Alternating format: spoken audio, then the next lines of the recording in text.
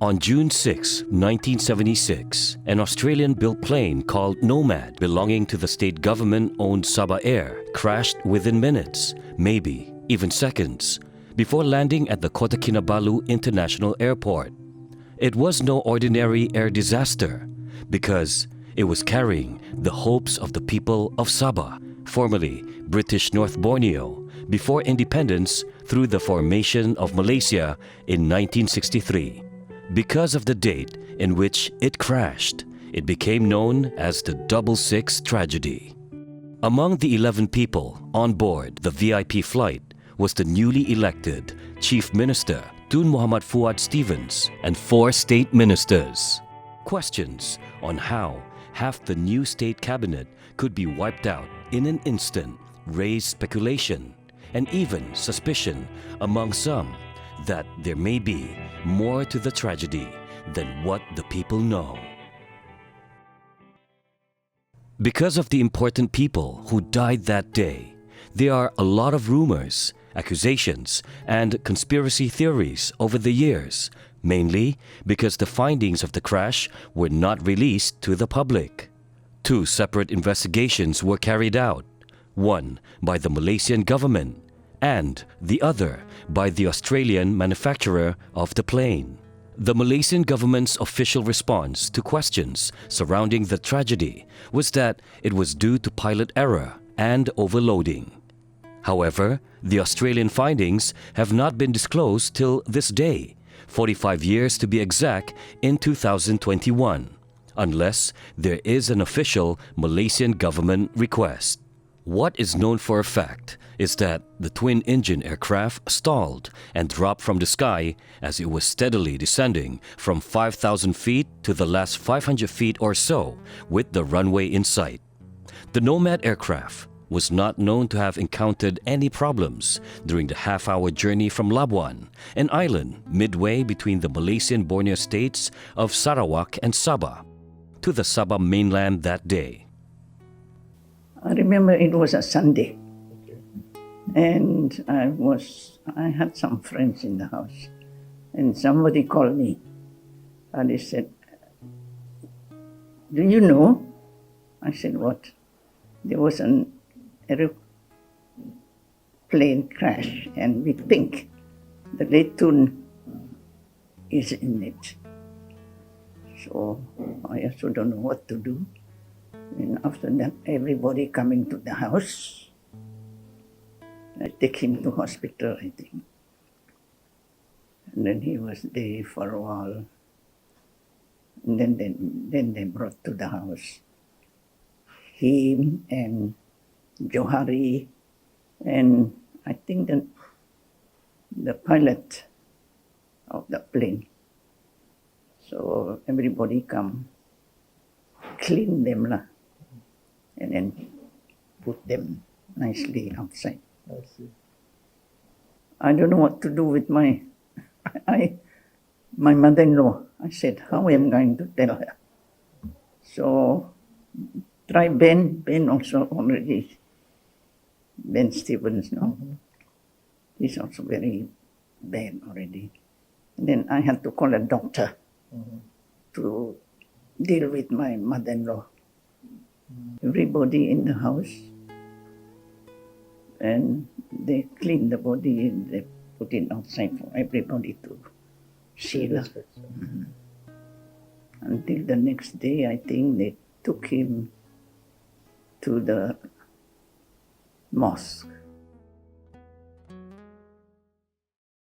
The prelude to the tragedy was a gathering in Labuan, initially Victoria Island, in honor of the then reigning monarch upon acquisition from Brunei in 1846. Labuan had never seen such a gathering of important people as on 5th June 1976. Among the guests in Labuan were the 11 people who would meet their untimely fate when it was time to depart the island the next day, bound for Kota Kinabalu, Sabah.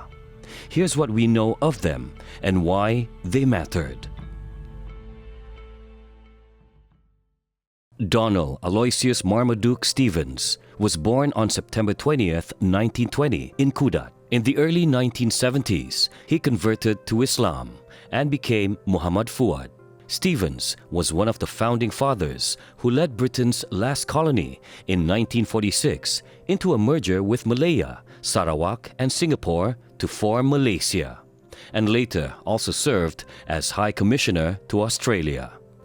Prior to entering politics, he worked as a petition writer in the courts and contributed articles to the expatriate-run North Borneo News before being roped in by overseas Chinese daily news publisher Ye Paozu to be the chief editor of the Sabah Times, the state's first local-run newspaper. He took control of the paper when Ye decided to start the Daily Express in 1963.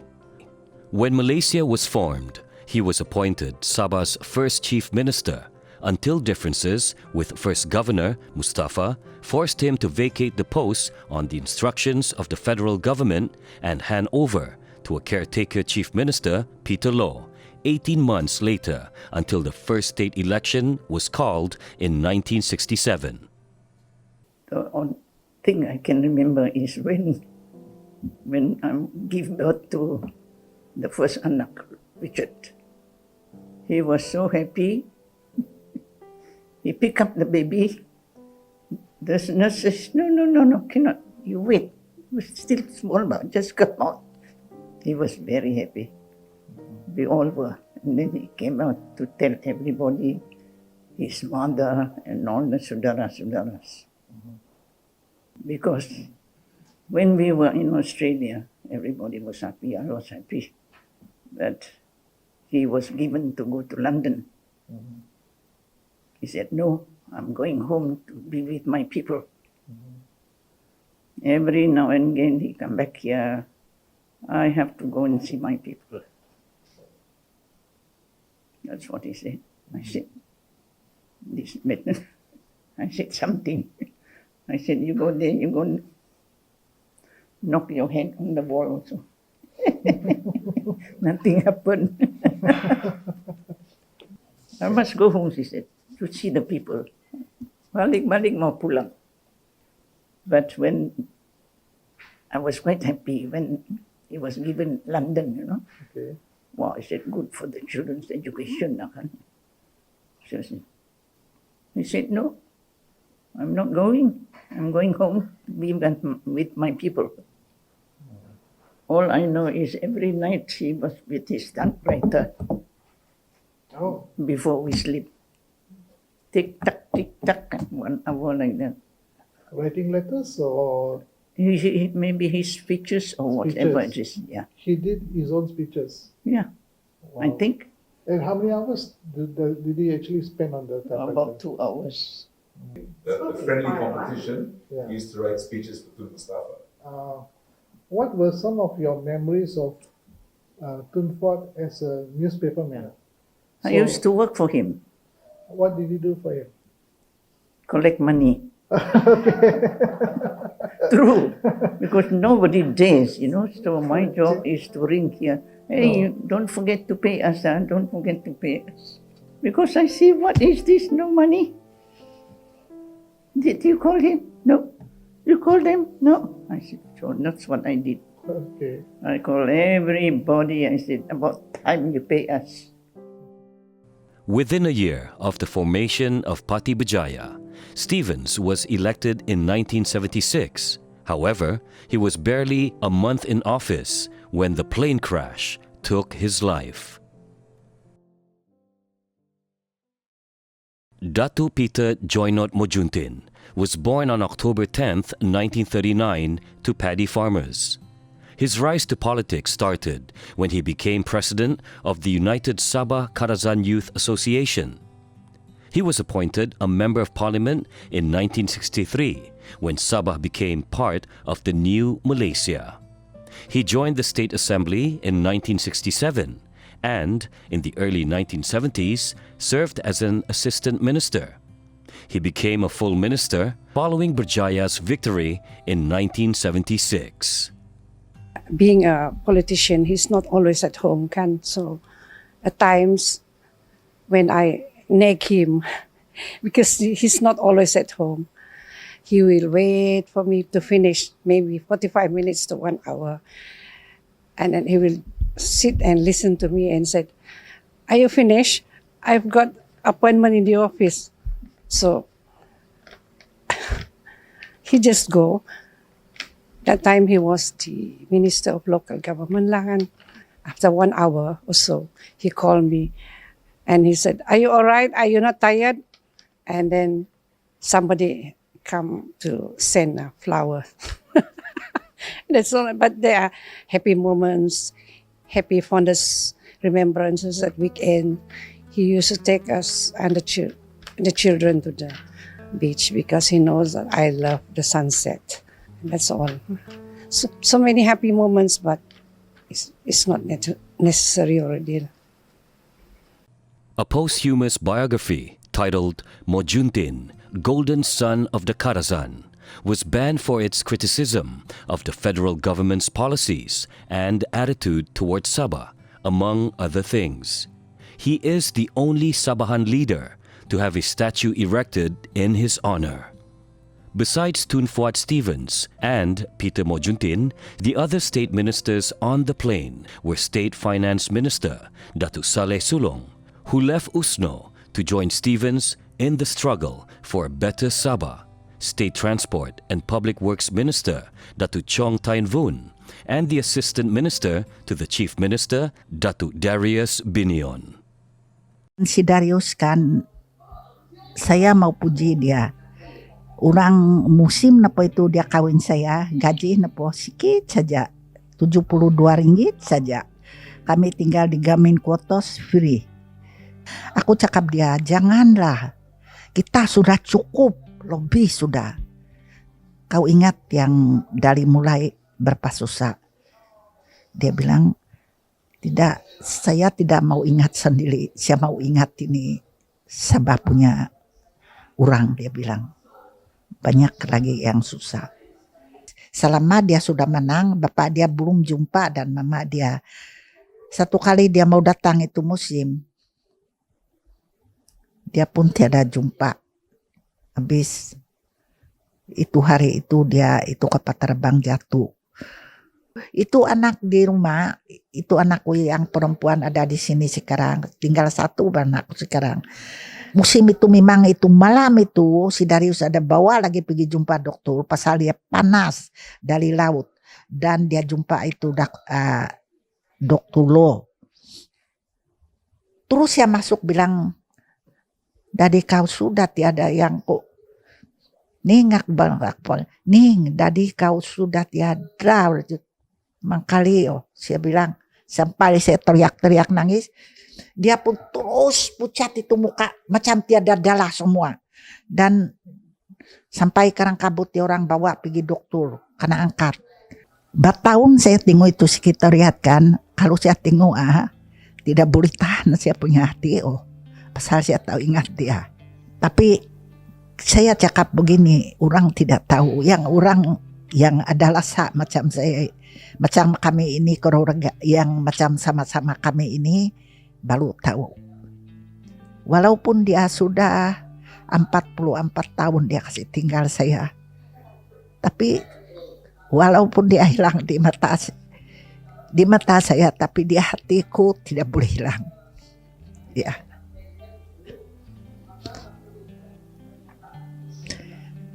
Pasal kami kawin mula-mula susah dan belakang ada senang sedikit dan itulah aku tidak lupa dia dan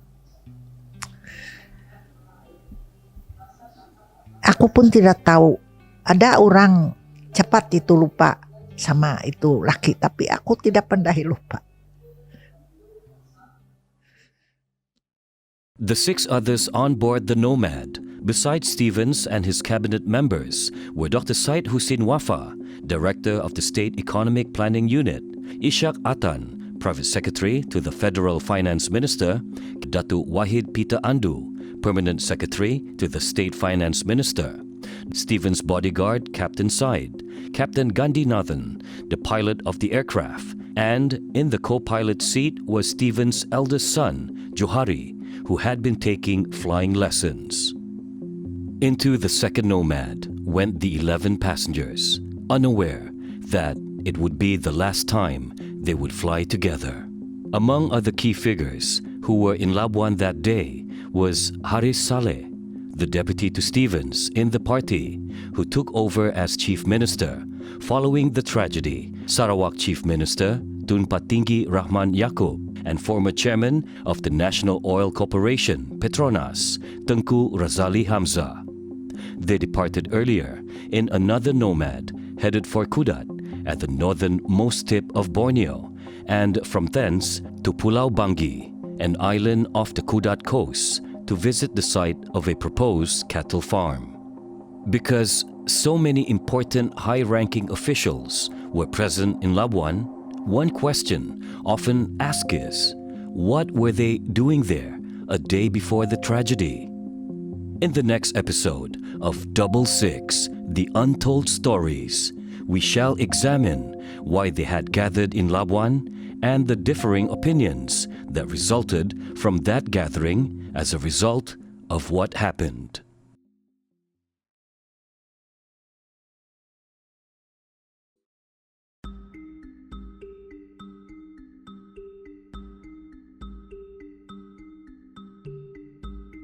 The Double Six tragedy has been the subject of endless discussion and debate here in Sabah ever since an Australian-built aircraft called Nomad crashed within minutes, maybe even seconds, before landing at the Kota Kinabalu airport on June 6, 1976. But what caused the crash? The answer to that is still up in the air. A look at the events leading to the tragedy goes like this. On June 5, 1976, the eve of the tragedy, a group of prominent political figures met on the island of Labuan, halfway between Sabah and Sarawak on Malaysian Borneo. Among the group with Stevens were his Berjaya ministers, Datuk Saleh Sulong, Datuk Peter Mojuntin, Datuk Chong Tian Vun, and Datuk Darius Binion. Also with them were Berjaya Deputy President Tan Sri Haris Saleh, Sarawak Chief Minister Tun Patinggi Rahman Yaakob, and former Chairman and CEO of the National Oil Corporation, Petronas, Tengku Tan Sri Razali Hamzah. The group stayed the night in Labuan. On the afternoon of June 6, 1976, the next day, the group departed Labuan in separate aircrafts. One had Haris, Yaakob, and Razali headed to Kudat at the northernmost tip of Borneo, and from thence to Pulau Bangi, an island off the Kudat coast, to visit the site of a proposed cattle farm. The other aircraft, the Nomad, headed to Kota Kinabalu, had Stevens, his 4 state ministers, the plane's pilot, Captain Gandhi Nathan, Stevens' eldest son, Johari, who was in the co-pilot seat, as well as 4 others. Less than half an hour later, the Nomad plunged into the sea off Sembulan, together with its high-powered passengers. In the 45 years since, one question often asked is, what were so many high-ranking officials doing in Labuan before the tragedy? I don't really understand why he went to Labuan. Because that night, when he returns, we were supposed to go to attend Makan di Istana. So he said, you just get ready my clothings lah, and the shoes and everything, just as always when he goes out. So I was watching the children playing basketball. And then my brother-in-law came and told me that a plane has just landed, but instead of landing, it crashed in Sembulan. So I couldn't believe it. I called that time there was no handphone, so I called my friend, my auntie, can you take me to Queen Hospital? She came to pick me up. And when we arrived there were so many people. I went up to the mortuary. I still couldn't believe that it's true. I was wishing that it's just, I don't know what I was wishing, but I just went up. Then when I saw all dead bodies, and then I looked for him and I saw him lying down there. And of course I have to believe. I was thinking, how can things happen? Everything was so wonderful and yet, this is it lah. Kalau dia orang tiada pergi Labuan, di Sabah tiada kemalangan apa-apa itu. Tidak terjadi. Ya. Mula-mula dia pergi Labuan, dia cakap saya, pukul 6 mesti kau sedia pakai baju. Pasal kita pergi istana. Si Tunku Lazari mau datang di istana. Dia cakap, anti dia ada kapal terbang jatuh dari Labuan. Aku cakap dia, saya punya laki ada pergi Labuan. Oh, dia orang panggil Tuhan bah sama dia. Itu Tuhan ada pergi Labuan. Ya, aku cakap dia. Tapi itu musim, saya punya hati macam terus jatuh bah. Macam saya tahu sudah dia ada di dalam itu kapal. Jadi, saya pun pulang. Di rumah saya ada 20 orang ke 30 orang sudah di sana. Dia bilang ada kapal terbang jatuh. Itu satu antal itu duit 44.000. Dia kasih masuk itu, dia punya itu bag, itu diangkat pergi Labuan. Itu bag hancur, duit pun tidak ada. Due to the presence of Tunku Razali among the group, there is speculation that the gathering in Labuan on the eve of the tragedy had something to do with oil. In particular, the signing of the oil royalty agreement, which was to entitle the oil-producing states 5% from the proceeds of the oil and gas sales. Both Sabah and Sarawak had 2 years earlier, through the Petroleum Development Act passed in Parliament, allowed Petronas exclusive rights to their oil and gas resources.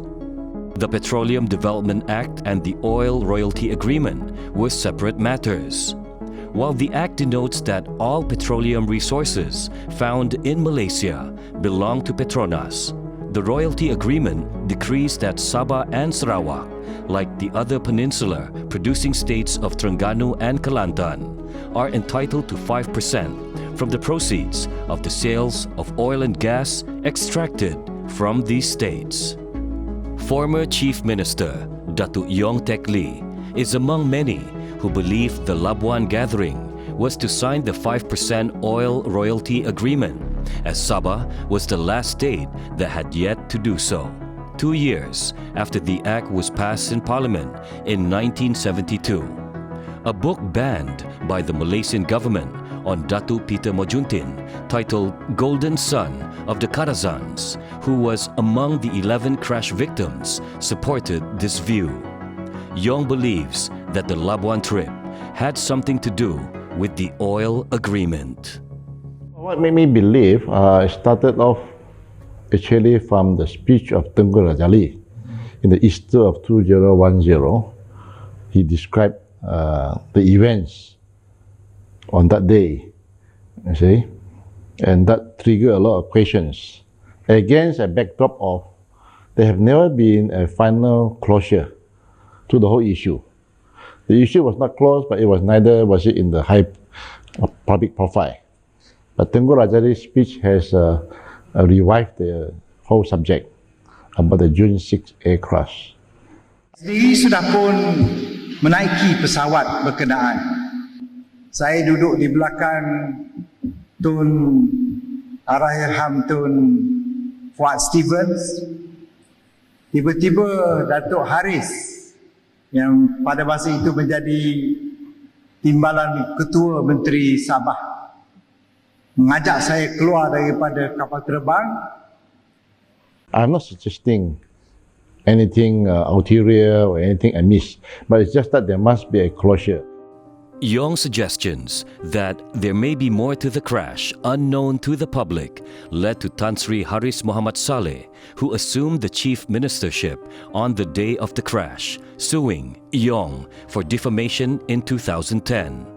This marked the first time in the state's political history that a former chief minister of Sabah was being sued by another former chief minister for defamation. But did you seek an explanation for Dato'? Well, I met him at his residence in Kuala Lumpur in preparation for my defense against the June 6 defamation case. To be fair to him, we did not tell him beforehand. It's about my case, my court case, ongoing court case. But when we met, he was very open about the whole thing. Essentially reiterating what he has said.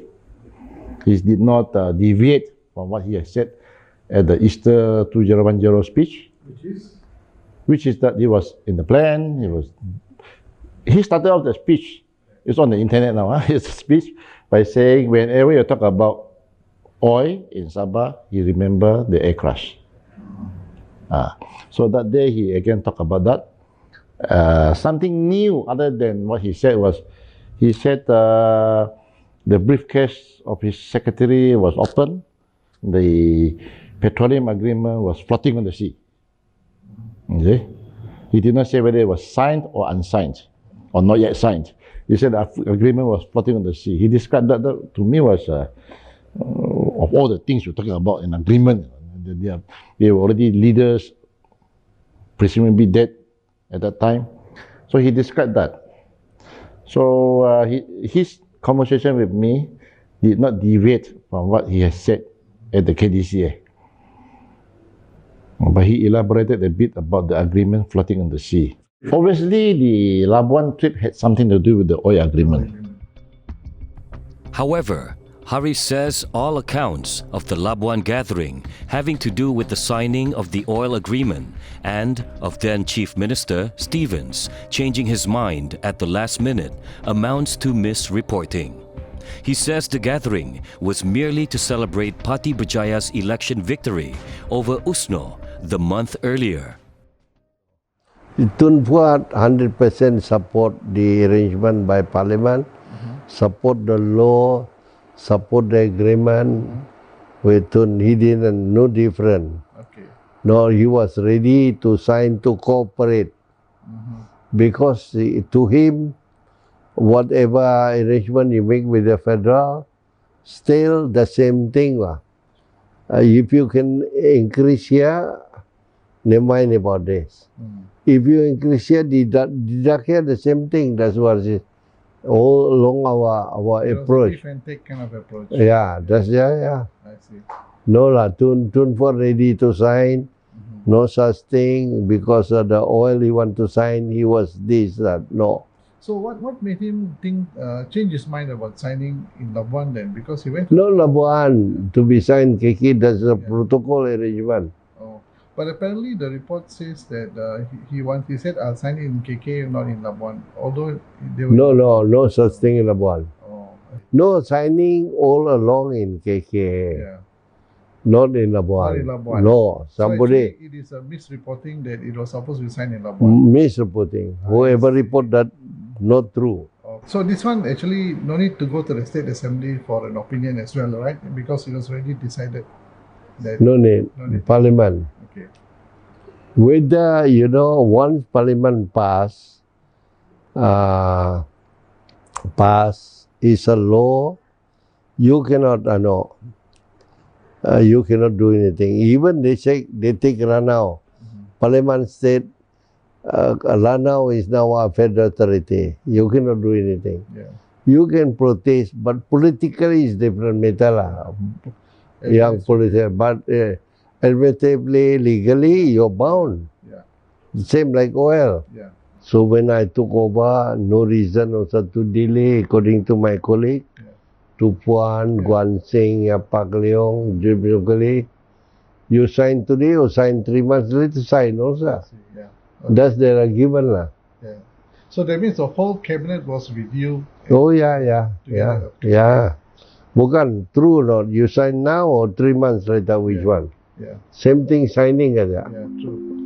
Both the Petroleum Development Act of 1974 and the 5% Oil Royalty Agreement of 1976 remain emotional and contentious issues in the Borneo states of Sabah and Sarawak till this day. In Sabah, it is not just politicians from both sides of the divide, but also ordinary Sabahans as well. The Sabah Law Association feels that the Petroleum Development Act, which gave exclusive rights over oil and gas found in Sabah through Parliament, is unconstitutional. And even the 5% Oil Royalty Agreement was challenged in court by dissatisfied ordinary Sabahans. Both were also of the view that there can be no compulsory acquisition or use of Sabah property without the consent of the State Legislative Assembly. No, the problem is, Tan Sri, because now after almost 50 years, we have a lot of the new generation of Sabahans and of course Sarawakians as well.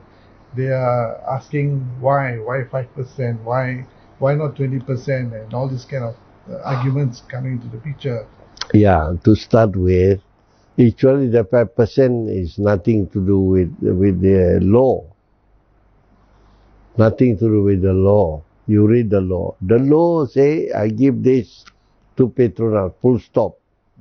The 5% is the consideration by Petronas or Tunku Razali or the leaders of Kerala, put it that way. Yeah, Not the law.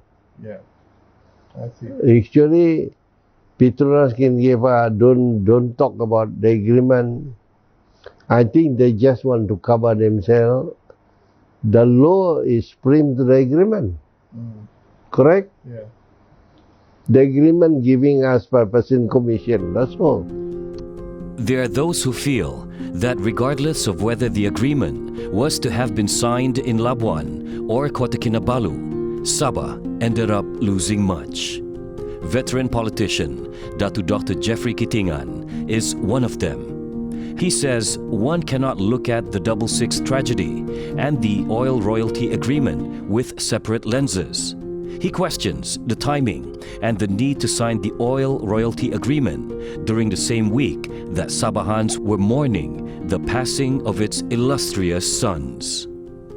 And the curious thing that raised another question is, a week, not even a week, on the 14th of June, they came back to ask the new chief ministers to sign the agreement.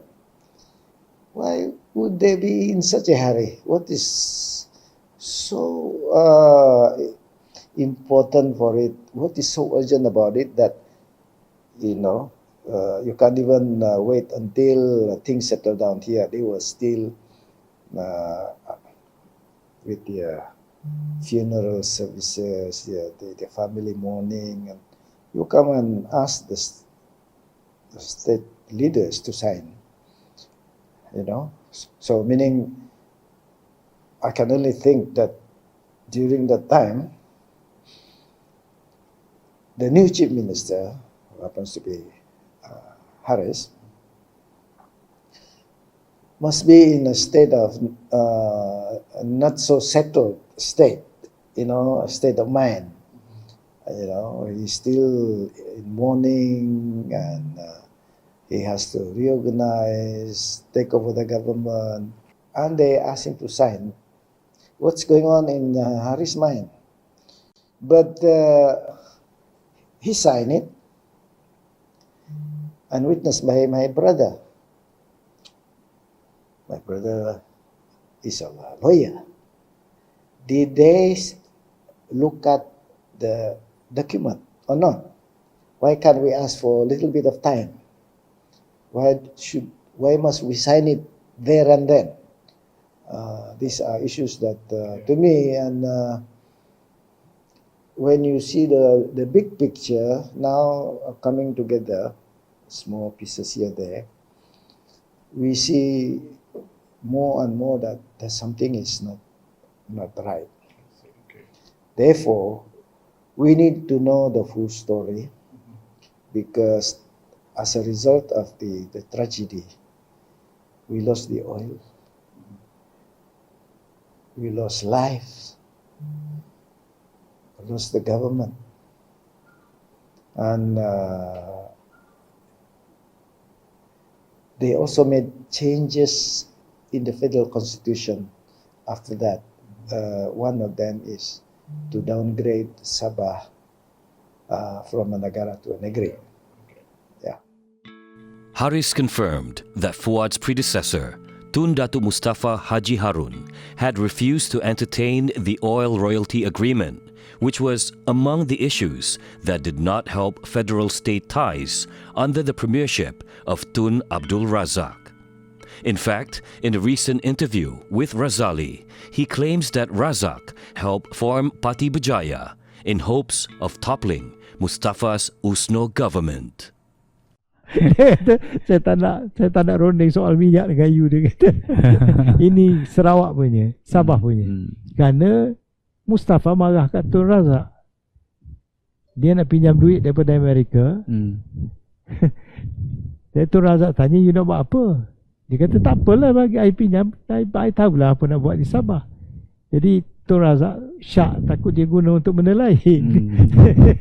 Jadi tak lulus. Kerajaan pusat tak bagi apa ni, kebenaran lah. Kebenaran. Dia kerajaan negeri nak pinjam duit daripada luar negara, kena minta kebenaran kerajaan pusat.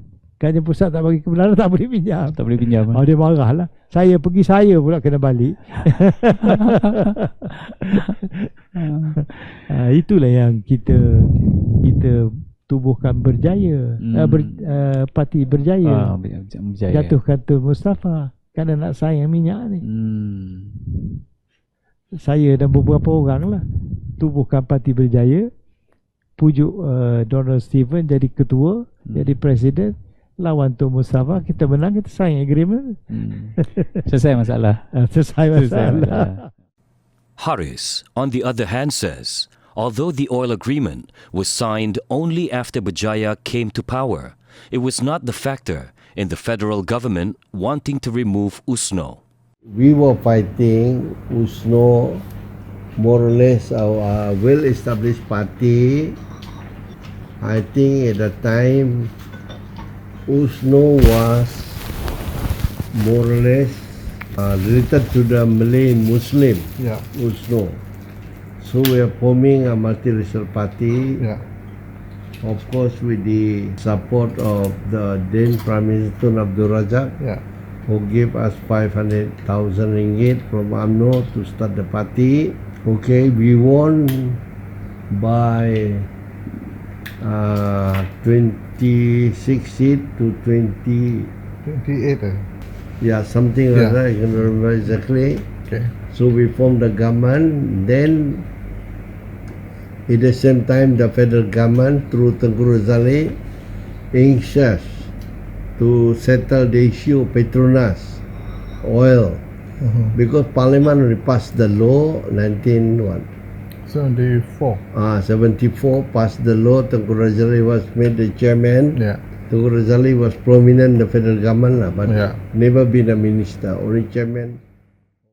Recently, in a video interview, Kuli again raised many questions when he said at the time that Tun Mustafa disagreed with the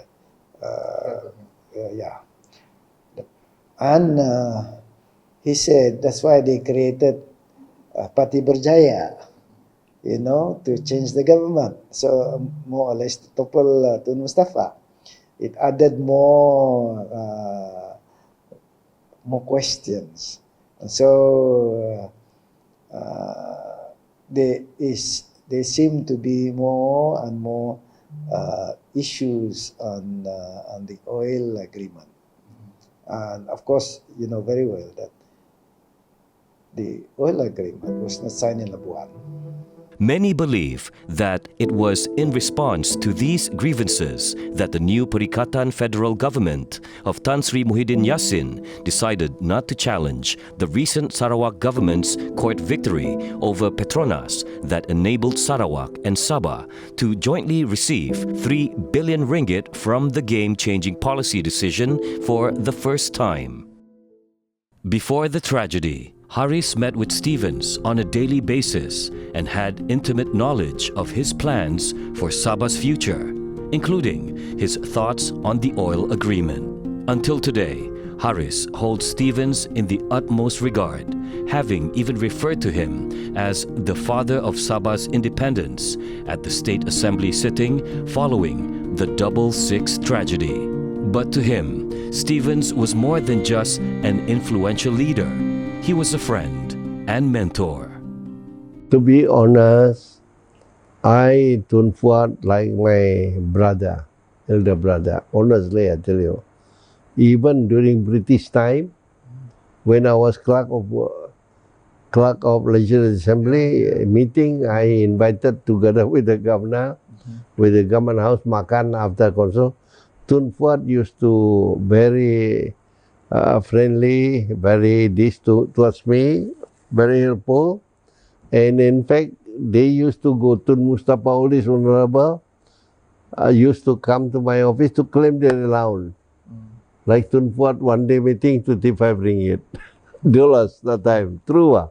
So, in a way, I was carrying out Tun Fuad punya policy program, especially to help the rural people. We were together like a family, not as a boss or as my chief minister, not as a team, like a family sudah seorang. Yes. Yeah. We have a common objective for the betterment of Sabah. Yeah. I was very saddened. I don't know what to say. Sometimes cannot talk also. Okay. Bukan, you feeling towards your boss. I was looking forward to serve under Tun Fuad to help him. It's fated lah, Tun Fuad. Of course, we all those young leading by the time James Sungkulilin Guan Sing, the rest of my team, working very hard to carry out Tun Fuad's program, policies and program for the betterment of Sabah. So therefore, the claim that it would be different, no such thing. I did not make any major or changes from what was also the intention of the late Tun Fuad. Razali's famous speech has not only created conspiracy theories and gossip, but legal discourse as well. But what exactly was in that speech that has caused so much controversy? And what does it imply about the 666 crash? In the next episode of 666, The Untold Stories, we take you on a journey to uncover some of the information that was not known at the time of the crash, taking a closer look at Tengku Razali's speech and the legal battle that ensued.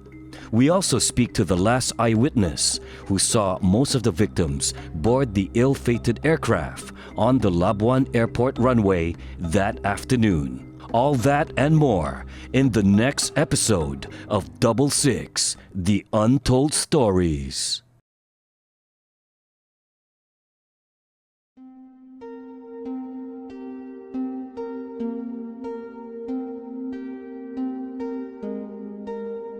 In the previous episodes of 666, The Untold Stories, we introduce some of the faces related to the 666 crash, touching on events of the past and bringing it to the present moment.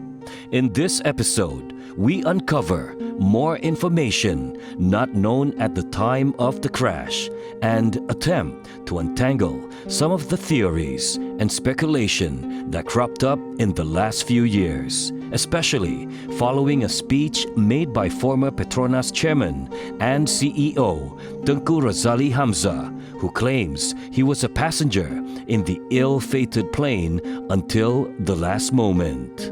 At an event in Kota Kinabalu in 2010, organized by former Chief Minister Yong Tek Lee's party, SAPP, Razali, who was invited to speak, among others, on the oil agreement, said something that reignited public interest and debate about the crash. But what was in that speech that caused so much controversy? Sendiri sudah pun menaiki pesawat berkenaan bersekali dengan Tun Rama Yaakob yang bersama-sama dengan saya melawat Labuan dan juga Sabah ketika itu, dan dengan almarhum Tengku Arif Bendahara Pahang. Kita semua dah strap, dah pakai tali pinggang kapal terbang. Saya duduk di belakang Tun Allahyarham Tun Fuad Stevens, sebelah kanan saya Tun Rama Yaakob, sebelah belakang saya almarhum Tengku Arif Bendahara Pahang. Saya masih ingat, tiba-tiba Datuk Haris yang pada masa itu menjadi timbalan Ketua Menteri Sabah mengajak saya keluar daripada kapal terbang kerana dia kata elok kita ke Pulau Bangi melihat rancangan belaan sapi dari Australia di Pulau Bangi. Saya pun ajak Tun Rama Yaakob dan Tengku Arif Bendahara bersama dengan saya turun. Razali said Haris tapped him on the shoulder while he was seated in the Nomad and reminded him that he was supposed to board the other Nomad to Kudat. What followed was a 7-year legal battle between two former chief ministers of Sabah over what caused the death of another chief minister and 10 others in the crash. Haris had sued Yong for suggesting that Razali's disclosure of a tap on the shoulder amounted to new evidence. However, Haris claims the version that Tengku Razali gave at the talk in 2010 differed from what he said in the official 1999 biography of Tun Fuad Stevens, The Sabahan. This came back when Tengku Razali make two statements. One in the book of Sabahan Tun Fuad. Clearly he stated there he was invited. I think he was, when he said, I saved his life, he was carried away, as I said, my statement. Definitely he was carried away. Because, number one, his program in a protocol all arranged, number one. Number two, he himself said in the Sabahan book, he was supposed to go to Bangi. Now, number three, common sense. I have common sense. Yeah. How can I go pull him in the back of my chief minister, man? But the Tengku Razali is wrong. That's why he did not come to testify, because my lawyer already prepared to ask him. Okay. Your program, you have a program, you are on oath now. Your program, you are very important man. Chairman of Petronas, is that your statement in the book Sabahan true, or what you said in Palampang is true? Dia tidak mau datang, sumpah itu dia tidak berani.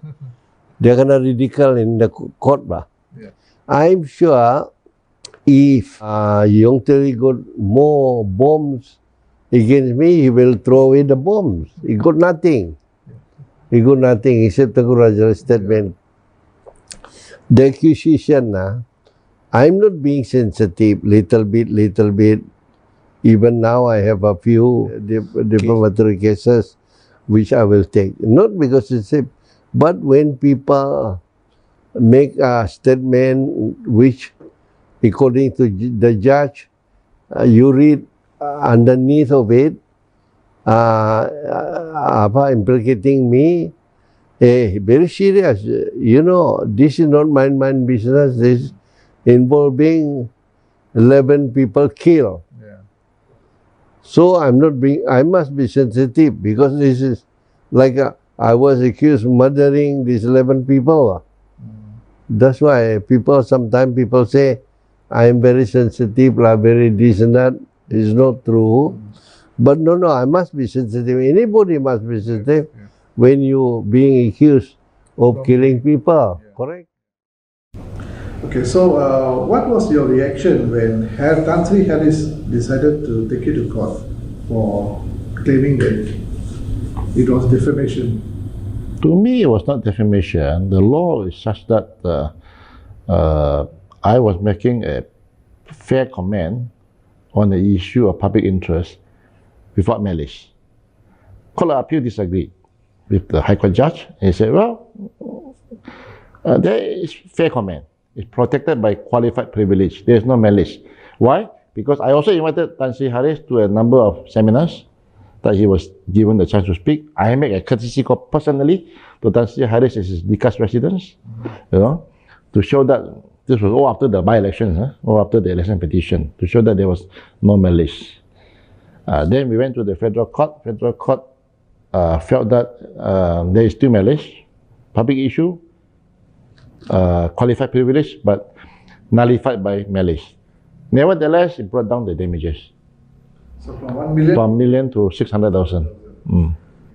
So your purpose in meeting up with Tunku Razali, of course, besides meeting up with him for among other things, could have been you actually wanted to subpoena him? Yes, with me in the meeting with him was my subpoena to have him as a witness, And during the course of the conversation, I mentioned to him the ongoing case, a defamation case, for which I would like him to be a witness. He sounded uneasy, he looked uneasy. I mentioned I have in my possession subpoena. This was his body language. So I had to make an on-the-spot decision either to be very rude, shove the subpoena at him, and he must appear, or he might apply to set aside the subpoena. It has happened before. Or I might get a hostile witness. All I wanted was the truth. Okay? All I wanted was the truth. My statements, which your paper carried, was also the truth. That's all. I had to make a decision, and obvious the facts are the facts now. I did not give him the copy of the subpoena. My lawyer was furious. But I said, look, I'm there in his house. I was his guest, To be fair to him, I did not tell his office beforehand that I'm here to serve a subpoena. You see? It was in his house. But his reaction was, so that surprised me, because I would have thought, he said, look, why not? Let me come and, I would have expected Tunku Razali to say, well, okay, I don't need a subpoena. You tell me when to come, I will come. I will just tell you what happened. Okay. His reaction also surprised me. Then I had to make a decision. Do I push it to him and get a hostile witness, or extremely rude of me to do so? Of course, the reality is I did not. And maybe that had a bearing on the case. So do you think, on hindsight, do you think that, do you regret not giving him the subpoena and perhaps saying, look, it's up to you whether you want to come in as a witness? Well, he was obviously not happy to be a witness. His reaction.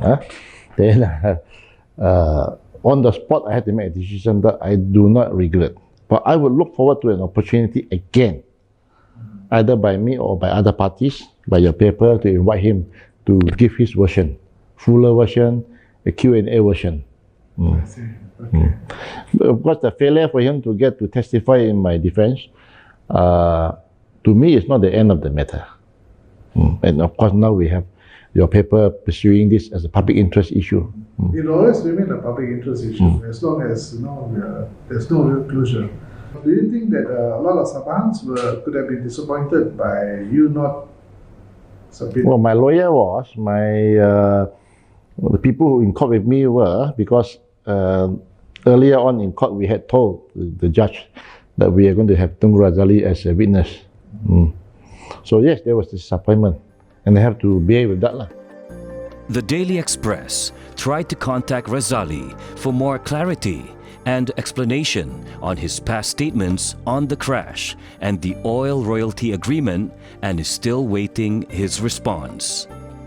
What he had to say to the contention of Haris that he probably got carried away when giving his talk that resulted in him giving contradictory versions of how he was spared similar fate as those in the ill-fated plane that day.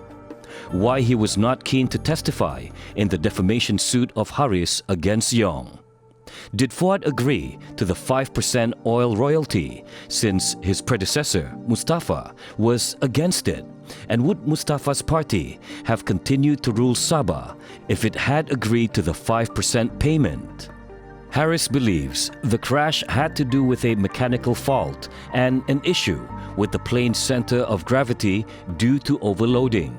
To help shed some light into what might have happened that day, we met up with Captain Muhammad Jawid, a pilot with 20 years experience. He was in Labuan on the day of the crash. His assignment that day was to carry 5 guests in his Senica aircraft from Labuan to Kota Kinabalu before proceeding alone to fetch Haris back to Kota Kinabalu late in the afternoon. Jawid was also the last person to see most of the 66 passengers alive. I don't really know what happened, but it probably could have been, like, you see, when they're loaded, nobody keep an eye on the loading of cargoes and passengers. So there was no supervision actually, because I could tell my aircraft was parked in front of the Nomad, you see. So the pilots were all the time inside the aircraft, not on the ground doing the work, like, supervising the loading of, passengers and cargoes, So you did actually see them bringing a lot of things? Yes, yeah. What were some of the things you do remember? Some boxes. Apparently, they have been doing some shopping, and they could have bought, brought some seafood and anything, Quite a lot of things. So how far was your Seneca, right? Your Yeah. Seneca plane from the Nomad at that time? Probably about 30 feet. 30 feet. Yeah, we are very close, yeah. So which means to say, Captain Javed, you actually saw the people, or at least you would have seen most of the VIPs that were going into the aircraft. Yeah, most of them. Yeah, most of them. Not all of them have boarded the aircraft at that time. I saw just few people. I didn't see people like Tun Fuad and some VIPs, you know what I mean? They were just waiting for them to come, and and then they took off, So they were the last passengers to come, So that's why I didn't see them. Now, would Captain Gandhi be in a position to actually know if the plane was overloading? He probably would, because on takeoff, he would have felt the gravity of the aircraft when he started to rotate.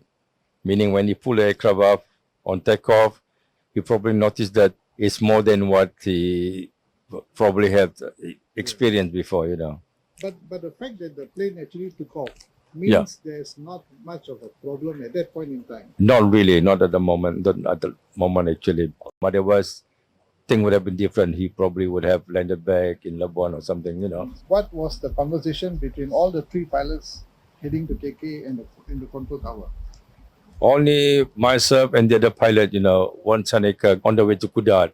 The Nomad was still on ground, I think at that moment in Labuan. When I was going to land, and I heard him somewhere within the frequency of, KK control tower.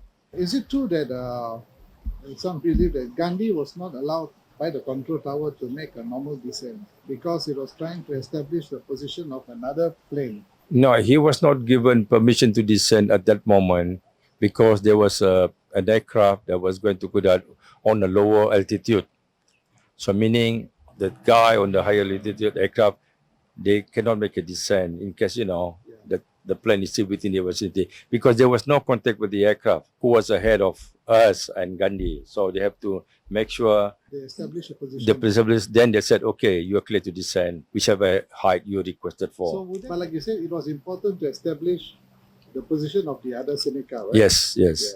And finally, did they manage to do that? Yeah, the aircraft was somewhere near Likas, then they tell this aircraft to proceed with the descent, yeah. Okay, when you landed your Seneca Yeah, ahead of the Nomad, yes, right. did you hear any exchange between the control tower and the Nomad at that time? Whether there was any difficulty being expressed? By No, the that's Nomad? nothing, yeah. You could, if you had. Yes, I would have, because the yeah. wavelength is still the same, right? Same frequency, yes. Same frequency. Jawed believes this delay in descending may have proved challenging for Captain Gandhi because he had no choice but to make a steep descent. According to Jawed, the Nomad should not have run out of fuel as it was a short distance from Labuan to Kota Kinabalu. Eyewitness accounts also noted that there was a lot of fuel that leaked at the scene of the crash. Jawed says, although engine failure could have contributed to the crash, however, even if both engines had failed, the Nomad could have made a safe landing with the right distance and height. Talk of a MAS B737 also coming in to land at the same time as the Nomad was cleared for descent appears to have basis. Captain Jawed, who was ahead of the Nomad by minutes in a Seneca, said he saw a MAS plane coming in to land but aborting at the last moment for unexplained reasons.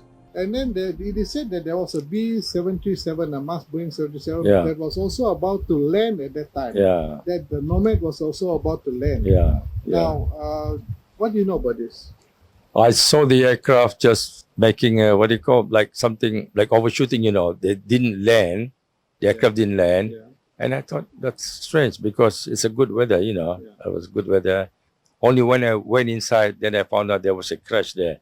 So then I put two and two together. Then, it comes to me that there must be something there for the aircraft to overshoot, Yeah. Okay. Jawed believes that either the MAS pilot was trying to avoid a collision with the Nomad, had seen the Nomad crashing, or just having crashed.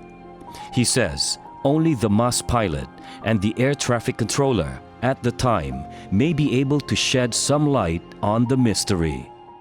Somebody said there was another plane circling first, a cargo plane, before they would allow that the plane with the ministers in it, all the cabinet ministers. So I said, wouldn't the cabinet ministers have the priority to land first instead of a cargo plane? So those questions kept coming up. Then I thought, there was something going on. I wasn't happy about it. The MAS B737 factor was also mentioned by Tengku Razali in the biography of Stevens, The Sabahan. Both Haris and Captain Jawed have ruled out sabotage, which was among the conspiracy theories. Yeah, at the moment, because I was not there to witness the aircraft on takeoff, but I can guess it's normal takeoff. Then CFG tends to move, and if it's about CFG, I'm talking about, but it could be about, it can be anything. We don't know what happened actually. Was it possible to actually get hold of the conversation between the control tower and the pilot? If they still keep the tapes, I see. yeah. But as far as we know, there was no disclosure about what exchange took place, right? Whether we know for sure if Gandhi was really in distress. No, we would have known. The tower would have probably informed somebody and to say that there's a problem with the aircraft. But I don't think so. Because aircraft was coming into KK on the normal. Do you suppose the investigation that was done by the Australians as well as the Nomad Aircraft Company would have looked into this? Yeah, they would listen to the tape first. Yeah, conversation, Daily Express managed to track down Albert O, the air traffic controller, who was the last person to speak to Captain Gandhinadan before the plane went down, to understand what really happened at the last moment. However, he declined to be interviewed. Do you think that there's any likelihood of a sabotage? No, having occurred? I don't think No, so. I don't think so. Personally, I don't think so. Yeah. And then they said that perhaps there was an explosion on board the plane. Could a bomb actually have been placed on the plane? No. Because nobody knows the timing of the aircraft departure, when it's going to depart. So, then for anybody to have place a bomb in the aircraft or anything, they would, like if the aircraft, assuming it's going to take off at 2 o'clock, then they'll put a bomb in the aircraft for it to explode at 2:15 like that. Yeah.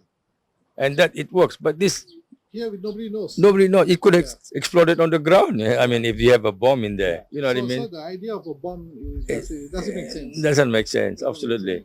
Yeah. Initially, according to Captain Jawid, Johari Stevens, Tun Fuad's son, was seated in his Senika. However, despite protestation by Captain Jawid, Johari was adamant to find a seat on the Nomad, which Captain Jawid knew was full and a VIP flight.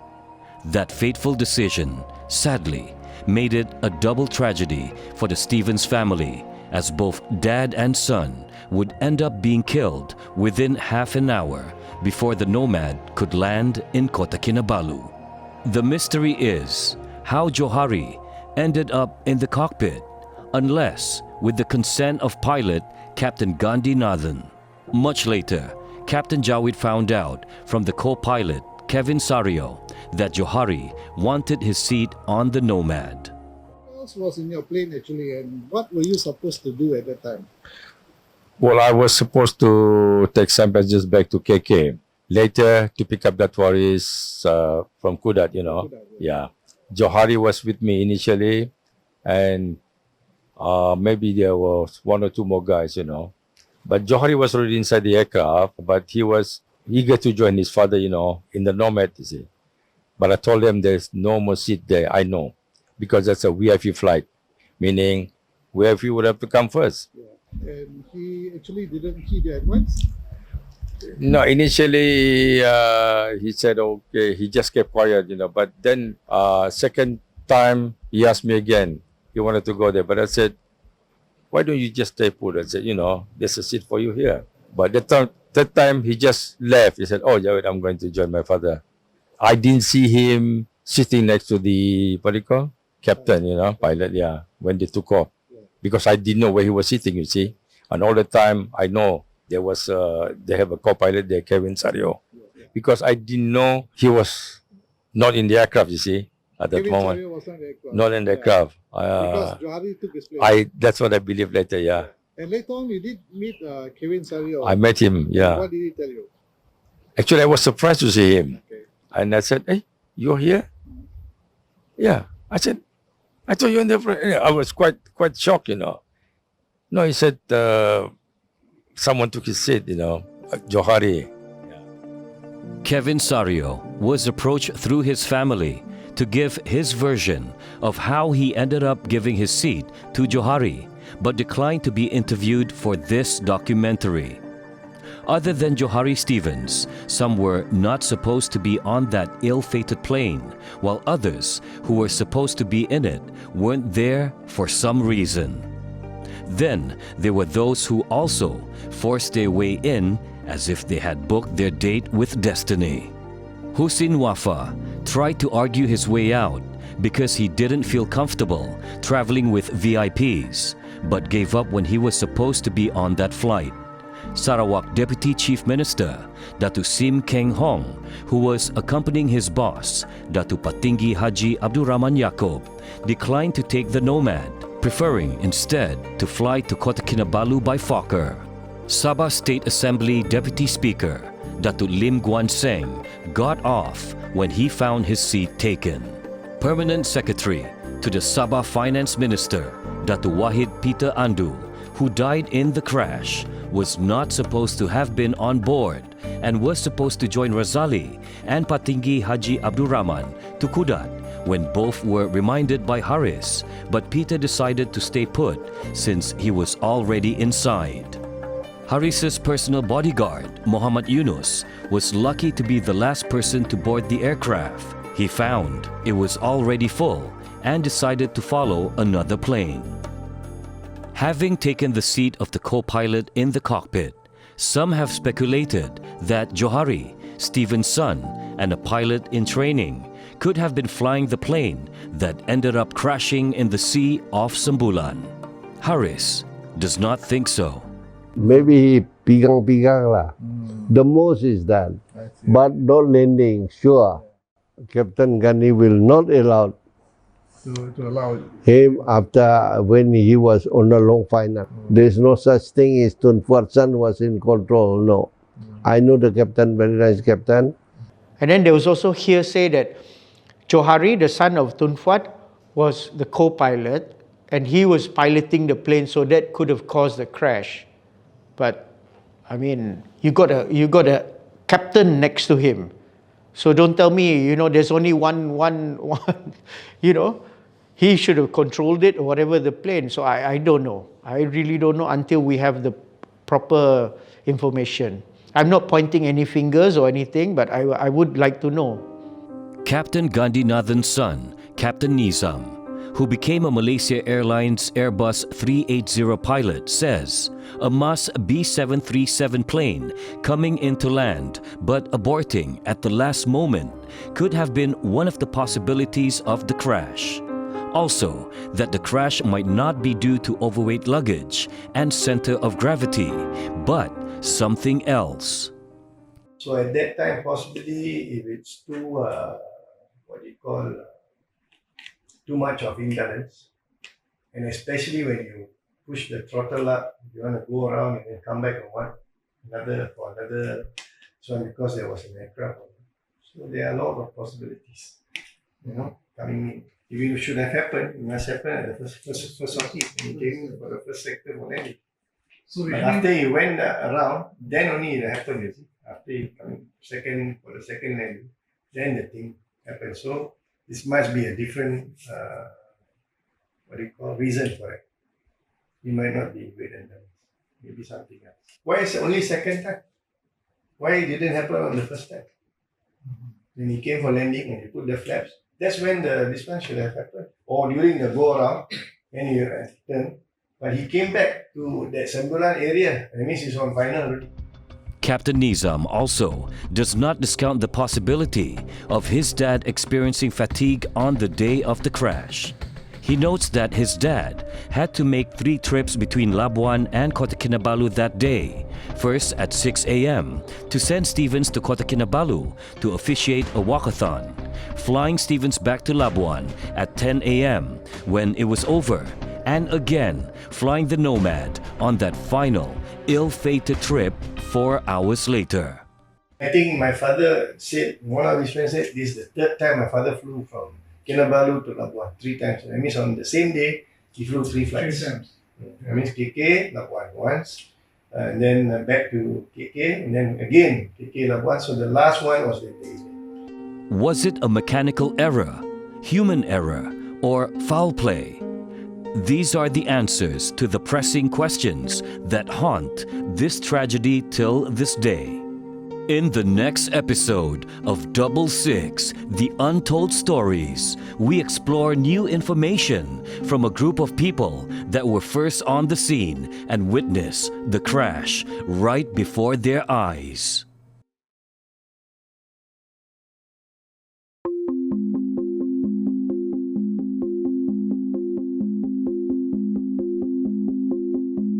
In the previous episodes of 66, The Untold Stories, we looked at some of the theories surrounding the June 6 Nomad air crash of 1976. We spoke to 2 former chief ministers of Sabah and a pilot who was at the Labuan airport that day and was the last to see most of the passengers alive. Daily Express was also able to track down some of those who not only witnessed the crash but jumped into action to retrieve the bodies of the first 6 victims seated at the back of the plane: Peter Mojuntin, Chong Tain Vun, Darius Binion, Wahid Peter Andu, and 2 others. Ahmad was with a friend in a boat fishing when they noticed a plane right above them having trouble staying in the air and making unusual sounds. He saw it crash and was the nearest, roughly 400 meters away when it did. He immediately rowed towards it in the hopes of saving anyone. He helped to carry out the bodies of Wahid Peter Andu and Saleh Sulong. Jimmy was in his house and was meters from where it crashed and helped to carry the bodies of Peter Mojuntin and Chong Tain Vun. Abdul Rahman heard a loud sound when the plane crashed. He ran to the site and found his late brother Saidin already there and among the first at the scene. Abdul helped to push out some of the bodies. Wahab helped to throw out the luggage so that the bodies could be taken out.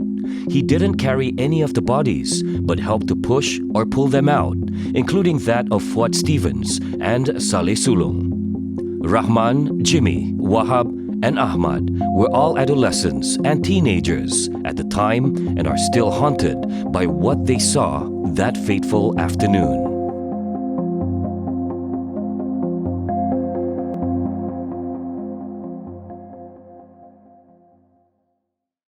Waktu itu saya pergi mancing sama kawan saya. Saya waktu itu berumur dalam lingkungan 10 tahun.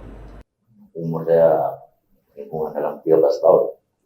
Pada masa itu umur saya mungkin dalam 8 tahun lebih, mau pergi masuk 9 tahun. Masa itu saya di rumah, time makan. Pada mungkin masa itu dalam lingkungan mau dekat jam 3 lebih begitu ataupun jam 3 lah. Pas itu dengar suara engine kapal terbang yang lain daripada pesawat lain. Okay. Dia macam bunyi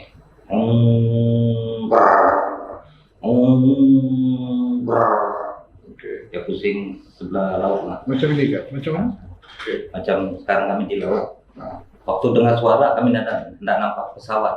Okay. Tapi bila tengok di atas pesawat dari begini jalan, dia begini, dia naik begini dengan suara yang menulang. Macam mana dengan suara? Dia punya dia.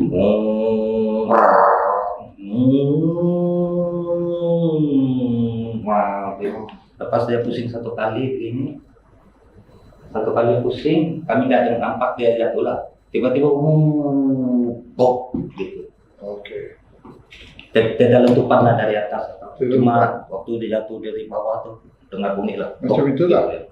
Saya dengar bunyi macam bom dia bilang jatuh. Jadi saya punya piring apa semua makanan tuh terbang lah.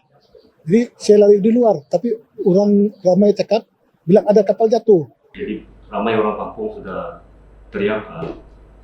Oh, dia tahu sudah. Tahu sudah ada pesawat yang jatuh di kawasan pesisir pantai. Saya buat sedikit dia bilang cara kapal yang telah jatuh. Itu kapal naik begini saya tidak tahu. Yang saya nampak itu kapal dia terjunam sudah begini. Jadi miring sebelah kiri. Ini rumah lah. Dia miring begini. Ini dia miring tidak ada apa junam lah. Ini kepala dia akan bengkok sedikit. Ini dia ada melengkung sedikit. Itu pintu dia ada terbuka sini sama sebelah. Apabila terbuka begitu, saya lari itu dari sini, saya lari, saya stop sini. Apabila saya lari, orang ini ada di sini orang semua sudah banyak. Tapi itu benda memang sudah terbuka nih pintu. Apabila di kapal sudah ada orang masuk dari sebelah sini dia masuk. Oh, ada orang masuk dari sebelah. Ya, masuk. Dia cakap sini itu keluar ada orang dalam. Tapi semua dah ya. Semua mati. Nampak ada mayat lah sana. Semua bergantung gini semua. Oh. Gantung. Dekat sama dia punya sepel, tulang keluar. Sini tulang keluar. Okay. Jadi ada berapa orang tuh? Ada satu orang lah yang kuyak punya muka di sini. Okay. Kuyak. Okay. Lepas tuh kita pijutin di atas sikit. Okay. Terbuka dia punya baju lah. Dia punya butang begini ada kita keluar satu pistol lah sini warna perak. Tengok orang ada lari ikut di jembatan tuh. Saya tengok ngam-ngam saya ikut jalan raya tuh. Saya nampak tujuan pergi di sini nih rumah. Ada jembatan. Masa ada jembatan tuh. Saya tengok betul-betul itu kapal ada jatuh. Jadi saya pergi. Saya tengok saya punya abang ya. Saya punya abang Sedin, arwah Sedin. mungkin ada satu orang panggil si arwah Saidin datang ke sana untuk membantu. Jadi dialah yang arahkan kami juga untuk separuh budak anak-anak ini masuk ke dalam pesawat untuk tarik. Macam mana mau tarik? Orang ramai ada juga lah separuh di jembatan tu tengok. Tetapi abang saya satu orang di sana, dia tengok tu kapal, dia datang pergi sana. Jadi dia panggil saya. Dia bilang, kau tengok dulu di sana, kau tolong dulu. Tulak-tulak itu kira mayat lah orang kan. Saya pergi masuklah di dalam, saya tulak pakai kaki saya, pakai tangan saya pelan-pelan. Habis tu ada mungkin orang tolong angkat semak dia. Saya masih lagi dalam keadaan menulak tu mayat lah. Jadi ada berapa orang tuh kasih keluar mayat sana. Antara tuh mungkin orang semua nih lah. Dan ini masih kecil lagi. Jadi ada berapa orang lagi yang angkat. Jadi kami angkat mayat. Anda tahu siapa-siapa? Mungkin ada Yakub, ada Wahab, ada Jimmy juga mungkin ada angkat, ada Rahman waktu itu, ada Saidin sudah meninggal, ada Jim waktu itu, ada Simon sudah meninggal, ada Abdullah Jamid pun sudah meninggal. Waktu itu ada ramai orang yang cepat datang, orang Sembilan Baru lah, yang pasal Sembilan Baru punya kampung dekat jatuhnya pesawat tuh paling dekat. Saya di bawah untuk angkat yang pertama lah, ya Osman Wetandu tarik itu. Yang mayat pertama Osman Wetandu tarik. Jadi ada berapa orang dalam sama, anda ingat lah. Jadi kami tolong ya tarik. Jadi sampai bawah ada 4-5 orang lagi tolong. Yang kedua yang apa? Selepas Osman Andu yang kedua itu Deris Baniam. Okey, dia pun ada sidal duduk di belakang. Kamu orang Dia punya muka semua hitam. Kalau kita jatuh kan, kita punya apa sini ini hitam lah. Hitam semua. Dia punya semua lah muka hitam, tapi semua tulang semua sudah keluar. Nah, cuma di Datuk Salih Sulung lah dia punya muka ada kuyak ini. Mungkin kena zinc apa semua. I see. So macam Chong Tebun tarik, ada orang lain lagi yang tarik. Waktu kejadian tersebut, saya sempat membantu mengangkat mayat dua orang mayat lah. Dua orang mayat. Kemungkinan apa mayat itu? Saya kurang pasti lah, tapi mengikut orang-orang yang ada di sana selepas kemungkinan satu YB Chinese Chong Tebun dan juga satu YB Kadazan. Mungkin kemungkinan itu macam ini. Saya dua tarik angkat itu mayat dari luar, bukan dari dalam. Itu Saidin yang arah, dia punya adik kan itu Rahman yang kasih tulak. Saya dapat tarik arwah Fuad sama Salih Sulung. Jadi bila sudah saya tulak separuh, buli sudah ada masuk. Saya pergi tengok itu pilot sebelah kanan, itu kapal memang dia menghadap begini lah, bukan dia menjundam begini, tetapi dia jatuh begini. Dia punya kepala termasuk di dalam, tetapi dia punya sayap beginilah, menjundam sebelah kanan. Saya tengok itu pilot, saya tidak berani masuk lah, pasal itu satu saya tidak nampak, satu sebelah sana tu saya nampak sebelah kanan. Saya nampak itu pilot sebelah kanan. Itu yang mayat, yang lain orang di depan sajalah, yang di belakang sudah ambil lah. So yang mayat sudah yang saya tengok tinggal 3 itu saya nampak, yang lain mungkin sudah nak bawa lah, itu sudah. Tapi you kata you nampak itu kapten kan di sebelah kanan. Sebelah kanan. Dia punya baju putih. Dan adakah nampak dia macam kerana dia India atau China? Itu saya tidak tahu. Pasal dia begini bang. Dia punya kepala begini. Cuma ini baju putih sama darah-darah sikit sinilah. Habis. Cuma yang di sebelah sini saya tidak nampak sudah. Okey, di sebelah dia ada nampak siapa yang duduk? Tidak nampak. Tidak nampak dia duduk. Pasal saya nampak dia begitu sudah, dia pakai baju putih, saya tengok begitu, saya tidak berani sudah, pasal tidak dapat masukkan, pasal itu pintu, habis itu saya keluar lah. Itu pilot yang mata saya nampak, dia sebelah kanan, dia pakai baju putih, Juari dia sebelah kiri. Tapi zaman itu saya boleh sentuh sudah, pasal ini depan dia kena potong, tapi sebelum kena potong, ini kapal kena potong.